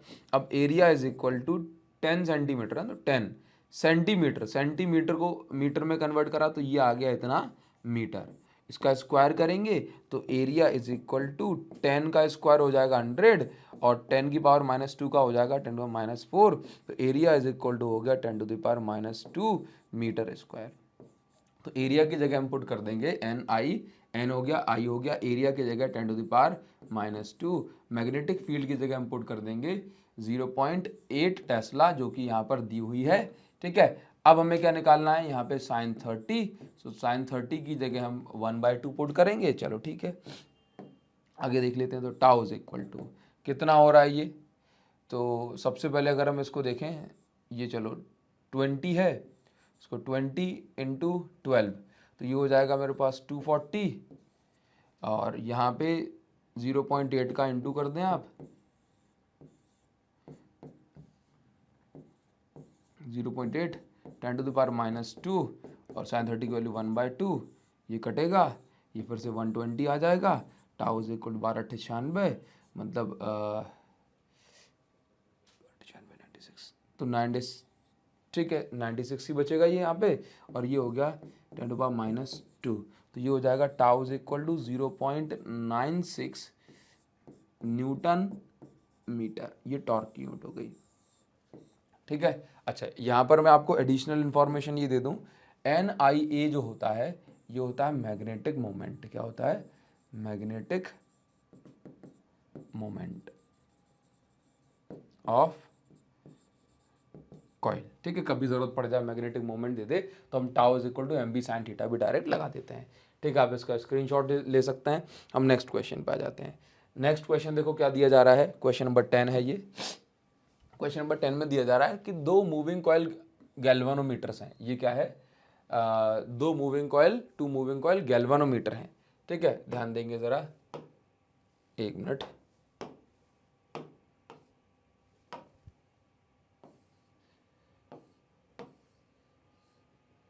कॉर्नर तो दिखना चाहिए आपको पूरा। ठीक है ना, इसमें दिया है कि टू मूविंग कॉइल गैल्वेनोमीटर की बात कर रहा है कि मूविंग कॉइल मीटर कुछ नहीं होता, मूविंग कॉइल गैल्वेनोमीटर होता है। ठीक है ना, तो अभी यहाँ पर क्वेश्चन में बात कर रहा है कि दो मूविंग कॉइल गैल्वेनोमीटर हैं, एक का नाम हमने M1 दे दिया, दूसरे का नाम हमने M2 दे दिया है। फॉलोइंग पर्टिकुलर्स, मतलब जो M1 M2 इनकी कुछ ये स्पेसिफिकेशन दी है कि जैसे M1 की रेजिस्टेंस R1 है, ठीक, इसकी वैल्यू इतनी है। M1 मतलब पहले गैल्वेनोमीटर में इतने नंबर ऑफ टर्न्स हैं, इसका एरिया इतना है, और मीटर स्क्वायर दिया हुआ है। मैग्नेटिक फील्ड ये इतनी इसमें बन रही है। R2 रेजिस्टेंस की वैल्यू सेकंड वाले कितनी दी है, N2 वगैरह ये सारी चीज़ें आपको यहाँ पर दी हैं। फर्स्ट और सेकंड गैल्वेनोमीटर की जो भी वैल्यूज़ वगैरह है वो यहाँ पर आपको दी हुई हैं। ठीक है, आगे आपको निकालना क्या है और क्या दिया है, spring constants are identical for both meters. ठीक है, स्प्रिंग कांस्टेंट मतलब के। नाउ निकालना क्या है आपको, determine the ratio of current sensitivity end voltage sensitivity of M2 and M1। देखो भाई, जो बच्चे गैल्वेनोमीटर नहीं समझते तो वो तो हालांकि इसको नहीं कर पाएंगे, तो आपको वन शॉट ज़रूर से देखना पड़ेगा कंप्लीट। अगर आप गैल्वेनोमीटर अकेला देखना चाहते हैं, थोड़ा सा कॉन्सेप्ट को बढ़िया से क्लियर करना चाहते हैं, तो आप सर्च भी कर सकते हैं गैल्वेनोमीटर बाय अभिषेक साहू। देखिए, तो अभी आपको समझना है। देखो, मैं आपको गैल्वेनोमीटर में बता दूं, बेसिक सी बात है। जैसे ये गैल्वेनोमीटर के अंदर एक सॉफ्ट आयरन कोर होती है, इसके अंदर एक कॉइल होती है, जैसे मान के चलो इसके अंदर एक कॉइल है। ठीक है, और कॉइल में करंट फ्लो हो रहा होता है, और यहाँ पे जो है दो, ये क्वेश्चन को समझने के लिए बेसिक कॉन्सेप्ट आना बहुत ज़रूरी है। ठीक है, ये नॉर्थ पोल है और ये साउथ पोल है। ये रेडियल मैग्नेटिक फील्ड बनाते हैं ताकि हर पॉइंट पर जो है जो मैक्सिमम टॉर्क है इस कॉइल पे लग पाए। ठीक है, नाउ ध्यान देंगे। तो अभी इसके ऊपर ना एक स्प्रिंग लगी होती है, ये स्प्रिंग बनी होती है फॉस्फर ब्रॉन्ज वायर की। ठीक है, यहाँ पे कांटा कनेक्ट होता है जिसको हम बोलते हैं गैल्वेनोमीटर की नीडल। क्लियर है। ठीक, इसके बाद क्या होता है, इसके बाद यहाँ पर ये पाइवोट होता है। अगर हम पाइवोटेड गैल्वेनोमीटर की बात कर रहे हैं मतलब ये फिक्स है। ठीक है, नाउ इसके बाद यहाँ से जैसे मैं बात करूँ तो यहाँ से करंट आता है, ये टर्मिनल T1 से कनेक्ट हो जाता है, और यहाँ से करंट चला जाता है, यहाँ पे टर्मिनल T2 से कनेक्शन है। ठीक है, तो आप देखो, जो मेन चीज़ है ना, जो मैं आपको यहाँ पे समझाना चाह रहा हूँ वो ये है कि जब भी करंट आता है, जब भी करंट आता है, ठीक है, तो करंट इस कॉइल में जाएगा, और ये कॉइल मैग्नेटिक फील्ड में रखी है तो उस पर टॉर्क लगेगा। तो टॉर्क लगेगा तो ये कॉइल घूमेगी, टॉर्क लगेगा, कॉइल घूमेगी। अब ये कॉइल घूमती है, साथ में ये जो स्प्रिंग है, ये स्प्रिंग इस पे एंटी टॉर्क लगाने के लिए लगी है। जैसे ये कॉइल घूमी तो स्प्रिंग भी मुड़ेगी, स्प्रिंग ट्विस्ट होगी, स्प्रिंग ट्विस्ट होगी, तो जैसे स्प्रिंग ऐसे ट्विस्ट हुई, ऐसे ट्विस्ट हुई, मेरा हाथ ऐसे ट्विस्ट हो रहा है, तो ये क्या करेगा, ये खुद को ऐसे मोड़ने की कोशिश करेगा ना। जैसे आप मेरे हाथ को ऐसे मोड़ते हैं तो मेरा हाथ भी तो बदले में ऐसे करने की कोशिश करेगा ना, जिसको बोलूंगा एंटी टॉर्क लगा रहा है। ठीक है, तो जब इस कॉइल पे मैग्नेटिक फील्ड के कारण लग रहा है टॉर्क, और स्प्रिंग इसको रोकने की कोशिश करेगी, मतलब रीस्टोरिंग टॉर्क लगाएगी। तो जब ये टॉर्क और रीस्टोरिंग टॉर्क बराबर हो जाते हैं, तो ऐसे केस में जो नीडल जो इस स्प्रिंग के साथ घूम रहा था, मतलब कॉइल के साथ, वो एक जगह पे रुक जाता है, और जहां रुकेगा वहीं पे रीडिंग मिल जाती है। तो आपको समझना है कि गैल्वेनोमीटर में, इन गैल्वेनोमीटर रीडिंग हमें कब मिलती है, रीडिंग हमें मिलती है जब टॉर्क और रीस्टोरिंग टॉर्क बराबर हो जाता है। तो टॉर्क कितना होता है, NIAB। और गैल्वेनोमीटर में क्योंकि हर एक पॉइंट पर मैक्सिमम टॉर्क लगता है, तो साइन थीटा की वैल्यू हम साइन 90 मतलब 1 मानते हैं, क्योंकि ये जो रेडियल मैग्नेटिक फील्ड है परपेंडिकुलर होती है हर एक पॉइंट पर प्लेन ऑफ कॉइल से, तो यहाँ पर जो है एंगल मतलब मैक्सिमम टॉर्क देखने को हमें मिलता है। ठीक है, ठीक, चलिए, तो अभी परपेंडिकुलर होती है to the normal of coil. ठीक, नाउ अभी देखिए, तो अभी आप समझिए, torque is equal to restoring torque. तो रीस्टोरिंग टॉर्क होता है के अल्फा या के फाई। के क्या है यहाँ पे, ये जो आप स्प्रिंग जो यूज कर रहे हैं, है ना, उनका स्प्रिंग टॉर्जनल कांस्टेंट है। क्या है, टॉर्जनल कांस्टेंट, जिसको हमने स्प्रिंग यहाँ पे स्प्रिंग कांस्टेंट यहाँ पे बोला हुआ है। क्लियर है। ये कि हमें क्या बताता है, कि बताता है कि भाई कितना टॉर्क लगाने पे कितना इसमें डिफ्लेक्शन हो रहा है या रीस्टोरिंग टॉर्क प्रोड्यूस हो रहा है। ठीक है, नाउ फाई क्या है, फाई है डिफ्लेक्शन, कि भाई कितना जो है ये मुड़ चुकी है। Clear now. तो अभी एक्चुअल में क्या होता है, फाई क्या है, ये कितना एंगल ये घूम चुकी है। ठीक है नाउ। तो करंट सेंसिटिविटी का मतलब ये होता है कि गैल्वेनोमीटर में कितना करंट जो है, कितना करंट फ्लो हुआ, और उस करंट से कितना इसमें डिफ्लेक्शन हुआ इसकी कॉइल में। ध्यान दो जरा, करंट सेंसिटिविटी का मतलब है कि करंट पास कराने से इस गैल्वेनोमीटर की कॉइल कितने एंगल पर घूम गई, इसको हम बोलते हैं करंट सेंसिटिविटी। इसको अगर हम यहाँ पे फॉर्मूला बनाएं तो फॉर्मूला होता है डिफ्लेक्शन पर यूनिट करंट। ये आई को हमने यहाँ भेज दिया, तो ये बन गया NAB। अगर मैं इसको कैपिटल N से रिप्रेजेंट कर दूं तो NAB अपॉन K। ठीक है, तो ये हो गई क्या, करंट सेंसिटिविटी। इसको हमने क्या बोला, करंट सेंसिटिविटी।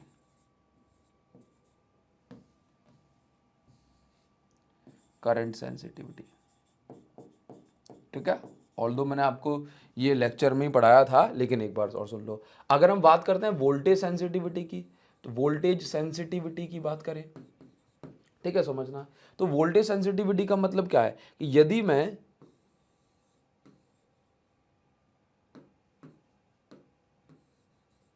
यदि मैं इसी में अगर I को R के साथ मल्टीप्लाई कर दूं रेजिस्टेंस के साथ, तो आप क्या देखेंगे कि फाई अपॉन आई आर, ये क्या हो जाएगा, ये हो जाएगा, अब इसमें भी R का इंटू कर दो, एन ए बी अपॉन के आर। तो ये क्या बन गई, ये बन गई वोल्टेज सेंसिटिविटी, वोल्टेज सेंसिटिविटी। बताओ बात समझ में आ रही है?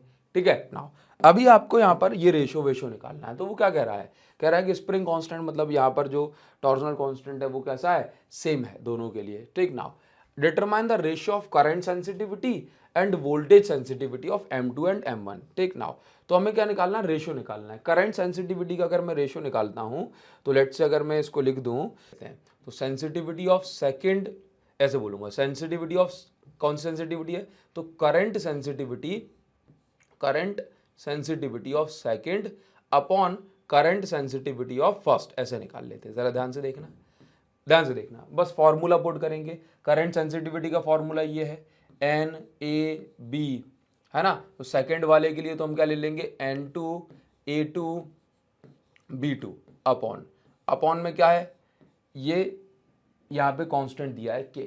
ठीक है। अब ये कांस्टेंट क्या बोला है, दोनों के लिए आइडेंटिकल है, मतलब सेम है। कैसा है, सेम है, तो कोई दिक्कत नहीं है।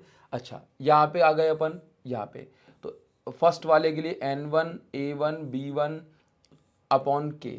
तो भाई ये K से क्या हो जाए, क्योंकि K दोनों के लिए सेम है, तो ये K से K कट जाएगा। क्लियर है। नाउ अभी देखते हैं जरा, यहाँ पे देखो क्या बचेगा, current sensitivity of second upon current sensitivity of first is equal to, यहाँ पूछा है ना रेशियो निकालना है आपको दोनों का। देखिए जरा, तो यहाँ पर अपन क्या करेंगे कि N2 A2 B2 अपॉन क्या हो जाएगा, N1 A1 B1। क्लियर है। सभी वैल्यूज को पुट करेंगे, सभी वैल्यूज को, तो IS2 upon IS1 is equal to, N2 की वैल्यू क्या है 42, N1 की वैल्यू क्या है 30, तो 42 अपॉन 30। क्लियर। इनटू, ध्यान से देखना, A2 की वैल्यू क्या और A1 की क्या है। A2 की वैल्यू 1.10⁻³ और A1 की वैल्यू 3.6×10⁻3। तो A2 की वैल्यू है, A2 की वैल्यू कितनी है 1.8×10⁻³ अपॉन इसकी वैल्यू 3.6×10⁻3। ठीक है। इनटू, आगे देखिए जरा, आगे देखिए, शायद आपको कॉर्नर पे दिखाई पड़ जाएगा।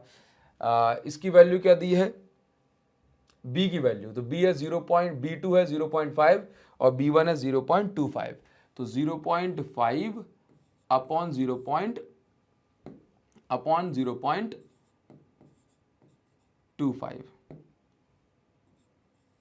ठीक है। चलो मैं इसको थोड़ा सा साइड में खिसका देता हूँ, ये हल्का सा यहाँ ले आता हूँ, तो 0.5 अपॉन 0.25। एक बार चेक कर लूँ आपको दिख रहा है क्या, बिल्कुल दिख रहा है, इतना तो संभाल लोगे, कोई दिक्कत नहीं है। डिवाइड वाइड हम इसका कर दें तो कितना आ जाएगा, current sensitivity of second upon current sensitivity of first. Divide करेंगे, ये देखो, ये बन जाएगा 6 7 जा अपॉन 6 5 जा 7/5 इंटू, यहाँ पे देखो ये हो गया 1/2 और ये हो गया 2/1, 25 2 जा 50। तो यहाँ पर आप इसको रेशियो निकालें तो IS2 current sensitivity of first upon current sensitivity of मतलब सेकंड अपॉन फर्स्ट, तो ये आ गया आपका 7/5, तो अप्रॉक्स आपका 2.4 आ जाएगा। ये आप इसका स्क्रीनशॉट ले सकते हैं। अब इसमें करंट सेंसिटिविटी का रेशियो तो पूछा ही है, साथ में इसने वोल्टेज सेंसिटिविटी का रेशियो भी पूछा है। तो वोल्टेज सेंसिटिविटी का रेशियो अपन कैसे निकालेंगे, बस सिंपल सी बात है, वोल्टेज सेंसिटिविटी का फॉर्मूला ले लो। तो हम क्या करेंगे, ratio of voltage sensitivity, ratio of voltage sensitivity निकालेंगे अभी हम। देखो जरा, तो यहां पे समझना, यहां पर तो वोल्टेज सेंसिटिविटी को हम ऐसे लिख देते हैं, voltage sensitivity of second upon voltage sensitivity of first. देखिए जरा, तो N N2 A2 B2 upon के आर होता है ना, तो K into R2 upon N1 A1 B1, K common है दोनों के लिए, अपॉन में R1। ध्यान से देखें, K से तो K कैंसिल हो जाएगा, क्लियर। ये ऊपर जाके ऐसे पलट जाएंगे, तो सेकेंड की सेंसिटिविटी ऑन फर्स्ट की voltage sensitivity is equal to N2 A2 B2 upon R2। ये वहां जाके पलट जाएगा R1 upon N1 A1 B1, clear है। सेकेंड की सेंसिटिविटी अपॉन फर्स्ट की सेंसिटिविटी, ये N2 अपॉन N1 इंटू, ऐसे लिख सकते हैं ना, N2 के नीचे N1 ले आए, ठीक है। या सिंपल सी बात, आप ऐसे कर लो, इसको ऐसे कर लो, R2 को थोड़ा सा यहाँ खिसका दो, R1 को यहाँ खिसका दो, तो आप ये पाओगे कि ये क्या है, ये एक्चुअल में तो सेंसिटिव करंट सेंसिटिविटी तो हो गई का, करंट सेंसिटिविटी का रेशो, तो ये हमने ऑलरेडी निकाल के रखा है 7/5। R1 की वैल्यू कितनी है जरा चेक कर लेते हैं, R1/R2, R1 की वैल्यू है 10 ओम, R2 की वैल्यू है 14 ओम, तो 10 ओम बाय 14 ओम ये हमने करा, ठीक है। 14/70 77, ठीक है। नाउ तो यहां पर आप देखो voltage sensitivity of second upon voltage sensitivity of first कितना आ गया, 1:1। यह आपने निकाल दिया सेंसिटिविटी, वोल्टेज सेंसिटिविटी का रेशियो और करंट सेंसिटिविटी का रेशियो। आप दोनों का स्क्रीनशॉट ले सकते हैं, आपको कोई दिक्कत नहीं होगी। देखिए जरा, दोनों का स्क्रीनशॉट ले लो, यहाँ से, बाकी टेलीग्राम पे तो मैं पोस्ट कर ही दूंगा, ठीक है। नाउ नेक्स्ट क्वेश्चन पे आ जाते हैं, क्वेश्चन नंबर 11। क्वेश्चन नंबर 11 में देखो क्या दिया है, in a chamber a uniform magnetic field of 6.5 gauss. देखो एक चैम्बर की बात कर रहा है जहाँ पे जो मैग्नेटिक फील्ड है वो कितनी है, 6.5 गॉस। तो मैग्नेटिक फील्ड हमने लिख ली 6.5 गॉस। गॉस सीजीएस यूनिट होती है मैग्नेटिक फील्ड की, जिसको हम कन्वर्ट करते हैं टेस्ला में, तो इतना आ जाता है 10⁻⁴ का इंटू कर देते हैं, 1 gauss is equal to 10⁻⁴ tesla होता है, ठीक है। Is maintained an electron is shot into the field with a speed of 4 तो एक इलेक्ट्रॉन को भेजा गया इसी मैग्नेटिक फील्ड में, ये 4.8 × 10⁻⁶ मीटर पर सेकेंड की स्पीड से, नॉर्मल टू द फील्ड। मतलब ऐसा बोल दें कि मैग्नेटिक फील्ड अगर ऐसे है, मैग्नेटिक फील्ड ऐसे है इनवर्ट, मैग्नेटिक फील्ड अगर अंदर की साइड है, एक इलेक्ट्रॉन को इस साइड भेजा गया, इलेक्ट्रॉन इस साइड जा रहा है, ठीक है। चलिए, जो कि मैग्नेटिक फील्ड अंदर है और इलेक्ट्रॉन ऐसे जा रहा है, clear. Now explain why the path of electron is circle. आपको बताना है कि इलेक्ट्रॉन का पाथ सर्कुलर क्यों है, clear. Determine the radius of circular orbit, और आपको इस ऑर्बिट की जो है मतलब इसकी जो सर्कुलर पाथ ही करेगी, इसकी ऑर्बिट कैसे होगी, ठीक है। मतलब इसकी जो रेडियस होगी वो क्या होगी। तो आप यहाँ पे सिंपल सी बात समझे, जैसे मैं आपको बताता हूँ कि कभी जैसे परपेंडिकुलर मैग्नेटिक फील्ड में ये इलेक्ट्रॉन एंटर करा, ठीक है, तो इलेक्ट्रॉन पे जो फोर्स होता है ये पॉजिटिव डायरेक्शन के जस्ट ऑपोजिट लगता है, ध्यान समझिएगा। तो मान के चलो कि यहाँ पर जो है ये इस तरीके से मैग्नेटिक फील्ड है, तो अगर यहाँ से मान के चलो पॉजिटिव चार्ज आ रहा होता ना, तो पॉजिटिव चार्ज ऐसे जा रहा है, तो अगर पॉजिटिव चार्ज आ रहा होता ऐसे, तो हम क्या करते, पॉजिटिव चार्ज की डायरेक्शन में अपनी ये वाली फिंगर को रखते, ठीक है, मैग्नेटिक फील्ड अंदर, तो पॉजिटिव चार्ज पे लगता ऊपर की साइड फोर्स, और ये ऐसे घूमता, ऐसे घूमता। लेकिन क्योंकि ये नेगेटिव चार्ज है, इलेक्ट्रॉन नेगेटिव चार्ज है, तो इलेक्ट्रॉन जो है नेगेटिव चार्ज है, तो ये ऐसे जा करके यहाँ पे जाएगा, तो ये इस पे नीचे की साइड फोर्स लगेगा, और ये घूमते हुए मतलब इसका जो मोशन होगा ये इस तरीके से होगा, ये इस तरीके से होगा, ठीक है। एक मिनट, मतलब इसका यहाँ पे जो सर्कुलर पाथ जो हो रहा है, इसका मोशन कैसे होगा, इस तरीके से होगा, ठीक है। तो आप यहाँ पर ध्यान देंगे कि एक्चुअल में जब कोई चार्ज मैग्नेटिक फील्ड में, परपेंडिकुलर मैग्नेटिक फील्ड में एंटर करता है, तो जो मैग्नेटिक फोर्स जो होता है, हाँ, तो आप यहाँ पे लिखेंगे magnetic force, magnetic force F is equal to QVB sine theta acts on electron moving in perpendicular magnetic field, perpendicular magnetic field. तो ये जो आप ये देख रहे हैं, ये जब परपेंडिकुलर मैग्नेटिक फील्ड में एंटर करेगा, इस पे F is equal to QVB sine theta force लगेगा, और यही मैग्नेटिक फोर्स जो है इस पे सेंट्रीपिटल फोर्स लगाता है, apply centripetal force on it, centripetal force on electron. तो कारण क्या हो गया, ये सर्कुलर पाथ क्यों करता है, क्योंकि इस पे F is equal to Q B sine theta force लगेगा जो कि इसको सर्कुलर पाथ में घुमा देगा। तो मतलब मैग्नेटिक फोर्स जो है ये इस पे सेंट्रीपिटल फोर्स लगाता है, इसलिए सर्कुलर पाथ में घूम जाएगा। ठीक है, नाउ रेडियस बतानी है हमें, क्या बतानी, रेडियस। तो देखो हमने पढ़ा था रेडियस का फॉर्मूला क्या होता है, तो रेडियस का फॉर्मूला होता है, जैसे सिंपल सी बात है, जैसे अगर मैं आपसे ऐसा बोलूं रेडियस बतानी है आपको, तो सिंपल सी बात है रेडियस, रेडियस क्या एक्चुअली डिस्टेंस, तो डिस्टेंस का फॉर्मूला क्या होता है, स्पीड अपॉन टाइम, है ना, पक्का नहीं, स्पीड इज इक्वल टू क्या होता है, देखो sir speed is equal to क्या होता है, distance upon time, distance upon time. ठीक है, तो डिस्टेंस बतानी है तो स्पीड इनटू टाइम करना है, स्पीड इनटू टाइम करना है। तो एक्चुअल में जो रेडियस है वो क्या है, वो एक तरह से डिस्टेंस ही तो है।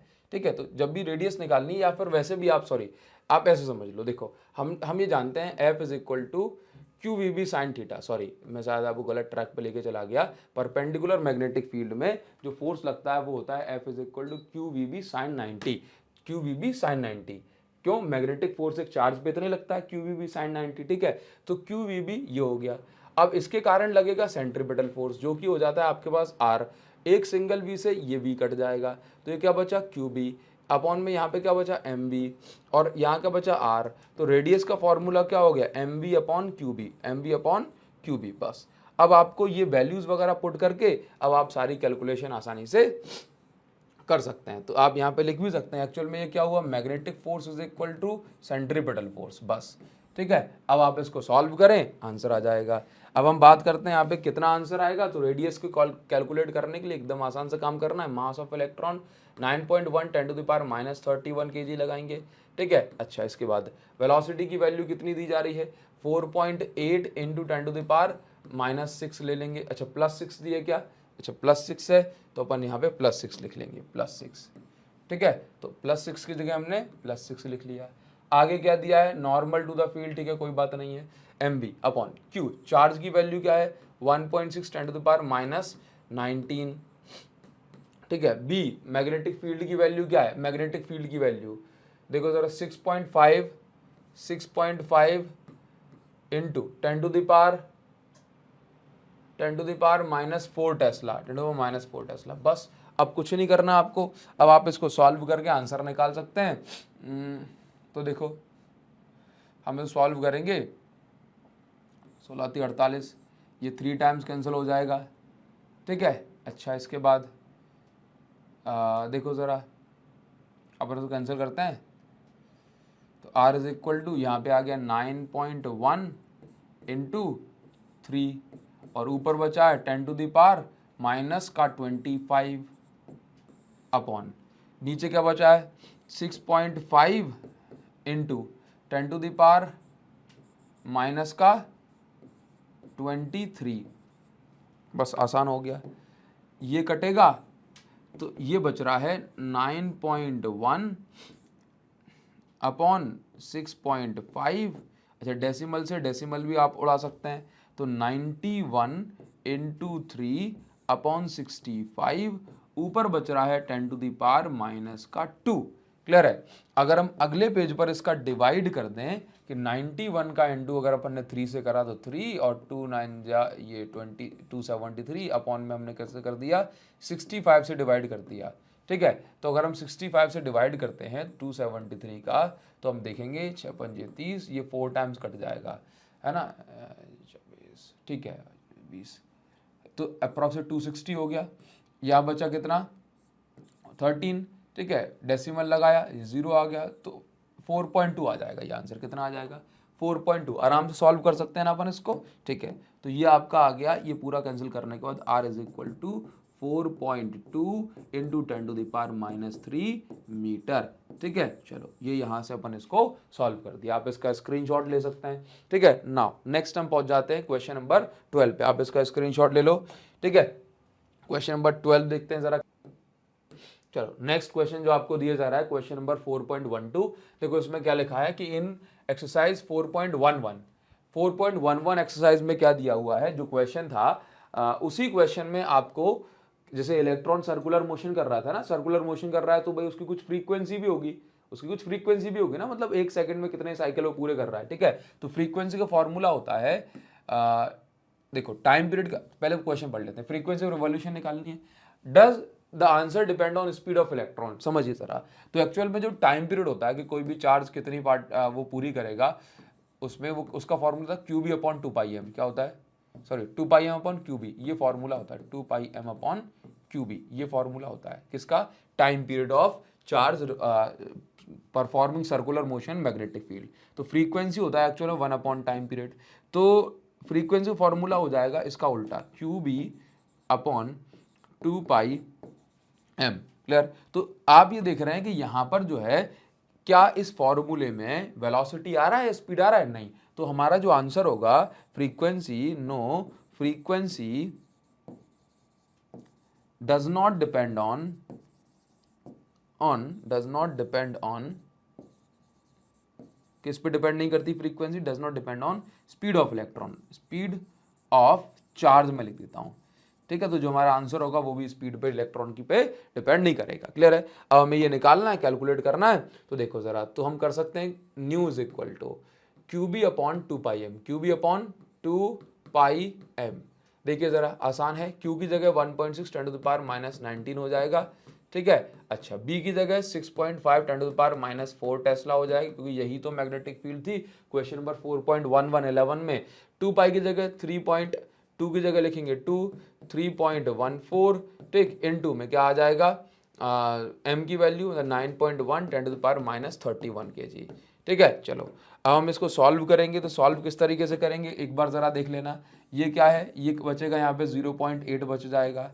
ठीक है, 3.14, अच्छा ठीक है। तो एक बार इसको ऐसे लिख लेते हैं, 0.8 इंटू 6.5 इंटू 10⁻⁻19 माइनस 4 10⁻⁻23 हो जाएगा। माइनस माइनस की दोनों पावर जुड़ जाएंगी। अच्छा, नीचे क्या बचा है, नीचे बचा है 3.14 इंटू 9.1 और ये लिखा है 10⁻31। तो ये कैंसिल होगा, ये आ जाएगी 10 की पावर माइनस 8 बच जाएगी। अच्छा, अब इसको सॉल्व करना है। बहुत सारी कैलकुलेशन कर ली हमने, अब डायरेक्ट इसका आंसर बता देते हैं आपको। देखो ज़रा कितना होगा, देखते हैं। 0.8 का इंटू कर लिया किससे, 6.5 से, तो ये आपका आ रहा है 5.2। तो न्यू इज इक्वल टू आ जाएगा ऊपर 5.2। ठीक है। अच्छा, ये 10 की पावर माइनस 8 ऊपर जाके 10 की पावर प्लस 8 हो जाएगी। डिवाइड करना मैंने आपको कई बार बता दिया है ना। ठीक है। चलिए, अपॉन में क्या है 3.414, क्योंकि काफ़ी बड़ा सा हो जाएगा। 3.14 का इंटू हम करेंगे 9.1 से, तो ये आ जाएगा 28.57, 28.57। ठीक है। अच्छा, बाकी सारी चीज़ें ठीक है। तो अगर मैं डिवाइड कर दूं 5.2 का 28.57 से, तो ये मेरा आ रहा है कितना, न्यू इज इक्वल टू ये 0.182 इंटू, देखिए ज़रा 10 की पावर कितनी है, 10 की पावर देखो ज़रा कितनी है, 10 की पावर 8 प्लस 8 है। ठीक है। चलिए, तो न्यू इज इक्वल टू, मैं इसको ऐसे लिख सकता हूँ, अगर मैं इसको 18 कर दूँ, 2 डिजिट मैंने इसको बड़ा कर दिया। क्लियर है, 0.18 से 18 कर दिया, तो हो जाएगा 10 टू द पावर 2 डिजिट यहाँ पे छोटा कर दो, तो ये और इतने हर्ट्ज। मैं इसको न्यू इज इक्वल टू ऐसे लिख सकता हूँ 18, 10 टू पावर 6 का मतलब होता है मेगा, तो कैपिटल एम और ये हर्ट्ज। इसे 10⁻⁻6 का मतलब माइक्रो होता है, तो यहाँ पे मेगा है। क्लियर है, आप इसका स्क्रीनशॉट ले सकते हैं, हम आगे बढ़ जाएंगे। ठीक है। अभी देखिए आखिरी क्वेश्चन आज के, क्योंकि हमारी जो एनसीईआरटी अब टोटली नई आई है, तो जो क्वेश्चन आने के चांसेस हैं वो भी न्यू एनसीईआरटी से ही होंगे। ठीक है। तो इसलिए हम इसमें जो जितना एनसीईआरटी तक दिया है, ज़्यादातर बच्चे वही कर रहे हैं, तो हम भी आपको वहीं तक कराएंगे। क्लियर है। देखिए इस क्वेश्चन में क्या दिया जा रहा है, a circular coil of 30 turns. एक सर्कुलर कॉइल है जिसमें टर्न्स कितने हैं, 30 टर्न्स हैं, 30 टर्न है। हर एक की रेडियस कितनी है, आगे लिखा है 8.0 सेंटीमीटर, मतलब 8 into 10 to the power minus 2 meter. अब तो आप समझ गए, डायरेक्ट लिख सकते हैं। करंट, कितना करंट फ्लो हो रहा है, देखो जरा सभी बच्चे ध्यान से देखें, करंट कितना फ्लो हो रहा है, ये 6 एम्पियर। ठीक है। चलिए, ये कहाँ रखा है, मतलब ये हॉरिजॉन्टल मैग्नेटिक फील्ड है, वर्टिकली सस्पेंडेड है। तो मतलब मैग्नेटिक फील्ड ऐसे है, कॉइल ऐसे है। क्लियर, मैग्नेटिक फील्ड ऐसे है और कॉइल ऐसे है। ठीक है, इस तरीके से। तो यहाँ पर देखो मैग्नेटिक फील्ड और कॉइल ऐसे है, इस तरह से, इस तरीके से। अब यहाँ पर समझो क्या है कि कॉइल का जो प्लेन होगा वो कितने डिग्री बनाएगा, सॉरी, कॉइल का के प्लेन पर अगर हम परपेंडिकुलर ड्रॉ करेंगे, देखो हमेशा जो एंगल होता है टॉर्क वगैरह निकालने के लिए, ये क्योंकि टॉर्क वाला क्वेश्चन है, आपने आगे नहीं पढ़ा, मैं ऑलरेडी पढ़ चुका हूं, ध्यान से देखो। तो कॉइल का जो प्लेन होता है हमेशा एंगल उसके साथ नहीं बनता, एंगल किसके साथ बनता है, प्लेन पर परपेंडिकुलर ड्रॉ करेंगे तो, ठीक है, ध्यान दो। अगर एंगल प्लेन के साथ दिया है तो 90 माइनस एंगल करा जाता है, ठीक है। देखिए जरा, तो यहां पर क्या लिखा है, the field line makes angle 60 degree, जो मैंने आपको पिछले बार ही बताया था, field line makes angle 60 degree with the normal of coil. मतलब जो electric field line, magnetic field line है, ये कॉइल के नॉर्मल के साथ 60 डिग्री बना रहे हैं, तो हमें एज इट इज रखना है 60 डिग्री। अगर ऐसा कहते कि मैग्नेटिक फील्ड लाइन कॉइल के प्लेन के साथ बना रहा है 60, तो हमें तो प्लेन पर नॉर्मल के साथ एंगल चाहिए, तो फिर हम वहां पे 90 माइनस 60 करते हैं। लेकिन यहाँ पे सिंपल सी बात क्या बोली है, with the normal of coil, ठीक है। चलिए, तो थीटा की वैल्यू 60 हो गई। Calculate the magnetic field of counter torque, magnitude of counter torque that must be applied to prevent the coil from turning, ठीक है। देखिए जरा, तो हमेशा याद रखो कि टॉर्क जो होता है, टॉर्क जो होता है वो कितना होता है, अगर कॉइल, जैसे गैल्वेनोमीटर में भी आपने पढ़ा था कि ये कॉइल ऐसे घूम रही है, ये कॉइल ऐसे घूम रही है, तो अगर इसको रोकना है तो इस पे equal and opposite anti torque लगाना पड़ेगा, तो जो वैल्यू टॉर्क की होगी वही वैल्यू एंटी टॉर्क की हो जाएगी, ठीक है। तो torque is equal to, torque tau is equal to कितना हो जाएगा, N I A B sine theta, तो यहां पे साइन 60, ठीक। तो tau is equal to, N की वैल्यू क्या है, एन की वैल्यू हो गई 30, आई की वैल्यू क्या है 6 एम्पियर, एरिया कितना दिया है, एरिया के लिए हम यहाँ पे क्या करेंगे, पाई आर स्क्वायर, है ना, तो क्या करेंगे, पाई आर स्क्वायर, तो 3.14 इंटू रेडियस का स्क्वायर, रेडियस का स्क्वायर करेंगे तो यहाँ पर हो जाएगा आर स्क्वायर करेंगे, चलो मैं यहीं पे कर देता हूं, जैसे R is equal to radius का स्क्वायर करेंगे आर स्क्वायर, तो 8 का स्क्वायर 64 हो जाएगा, इसका स्क्वायर 10 टू द माइनस 4 हो जाएगा, तो ये हो गया 64 into 10 to the power minus का 4, ठीक। और साइन 60 की वैल्यू हम सब भी जानते हैं √3/2 होती है, क्लियर है, बताओ इसमें कोई प्रॉब्लम नहीं, ठीक। तो टाउ एन आई ए मतलब पाई आर स्क्वायर, और B N I A B की वैल्यू और ले लेते हैं, तो मैग्नेटिक फील्ड की वैल्यू कितनी दी जा रही है, मैग्नेटिक फील्ड 1 टेस्ला, 1 टेस्ला, चलो कोई बात ही नहीं है, मैग्नेटिक फील्ड ने कुछ डिस्टर्बेंस क्रिएट नहीं करा, ठीक है। तो टाउ इज इक्वल टू, देखिए 30 इंटू 6 कितना हो गया, ये हो गया मेरे पास 180, 180 का इंटू 3.14 से करेंगे, इसका इंटू 64 से करेंगे, ठीक है, इंटू 10 टू द पावर, अरे मतलब आप डायरेक्ट ही देखें तो यहाँ पे 2 से ये कट जाएगा, तो 2 3 जा जाएगा, ये बचा 90,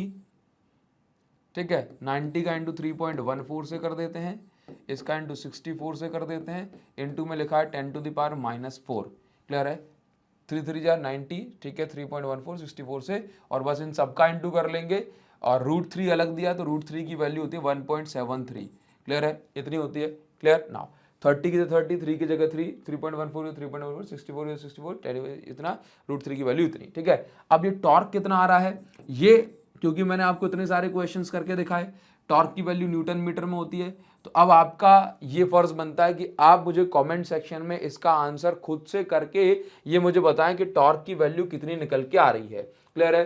तो अगर आप कमेंट करेंगे तभी मुझे पता पड़ेगा कि मैंने जो आपको पढ़ाया ये कम से कम आपकी समझ में आ पाया, क्लियर है। तो ऐसा नहीं है कि कैलकुलेशन अभी हो नहीं पाएगी, बिल्कुल कैलकुलेशन होगी, आप इसको आराम से कर सकते हैं, तसल्ली से करो, और कमेंट सेक्शन में जरूर से लिख के बताना कि सर क्वेश्चन नंबर 13 के पार्ट ए का आंसर है इतना, ठीक है। तो मैं आपका वेट करूंगा कमेंट सेक्शन में, ठीक। आगे इसमें क्या दिया जा रहा है, would your answer change if the circular coil were replaced by planar coil of some irregular shape that encloses same area, कह रहा है all other particulars are also unaltered, कह रहा है कि अगर आपने किसी भी शेप की अगर कॉइल ले ली जिसका प्लेन का जो एरिया है वो एरिया सेम है, एरिया देखो, टॉर्क जो है, टॉर्क किस पे डिपेंड कर रहा है, टॉर्क डिपेंड कर रहा है NIAB साइन थीटा। अब आपने कुछ नहीं बदला, सब कुछ सेम रखा, बस शेप बदल दिया, शेप बदलने से कुछ नहीं हो रहा, आपने एरिया तो सेम रखा है, तो टॉर्क का जो मैग्नीट्यूड होगा वो कैसा रहेगा, सेम रहेगा। तो नो, क्या बोलोगे, no, answer will not change, answer हमारा नहीं बदलेगा। अच्छा, और इस क्वेश्चन में जो भी हमारी वैल्यू टॉर्क की आ रही थी, सेम काउंटर टॉर्क, वही काउंटर टॉर्क आपको लगाना पड़ेगा रोकने के लिए कॉइल को। टॉर्क विल या should be applied, should be applied, ठीक है। चलिए, तो ये हमारा हो जाएगा क्लियर ना। तो अभी के लिए बस इतना रखेंगे, मिलेंगे आपसे नेक्स्ट वीडियो में नए चैप्टर के साथ, नई वीडियो के साथ। तो आप अगर सच में चाहते हैं, फिर से कहूँगा, जाते जाते आपको याद दिला दूं, अगर आप और अच्छे अच्छे क्वेश्चंस को प्रैक्टिस करना चाहते हैं, क्योंकि एनसीईआरटी में क्वेश्चंस लिमिटेड हैं, तो आप हमारी बुक एडुकार्ट पब्लिकेशन के साथ फिजिक्स क्वेश्चन बैंक को आप परचेज कर सकते हैं, जिसकी ऑर्डर करने की जो लिंक है ये मैंने आपको डिस्क्रिप्शन में दे दी है। ज़रूर से आप इसको ऑर्डर करें, और आप देखना चाहते हैं इस बुक के अंदर क्या क्या है, तो वो भी आपको इस वीडियो की डिस्क्रिप्शन में सेकंड लिंक में मिल जाएगा, ज़रूर से देखें। ओके, तो मिलेंगे आपसे नेक्स्ट वीडियो में, तब तक के लिए thank you so much guys, thanks a lot, see you again in the next video, thank you.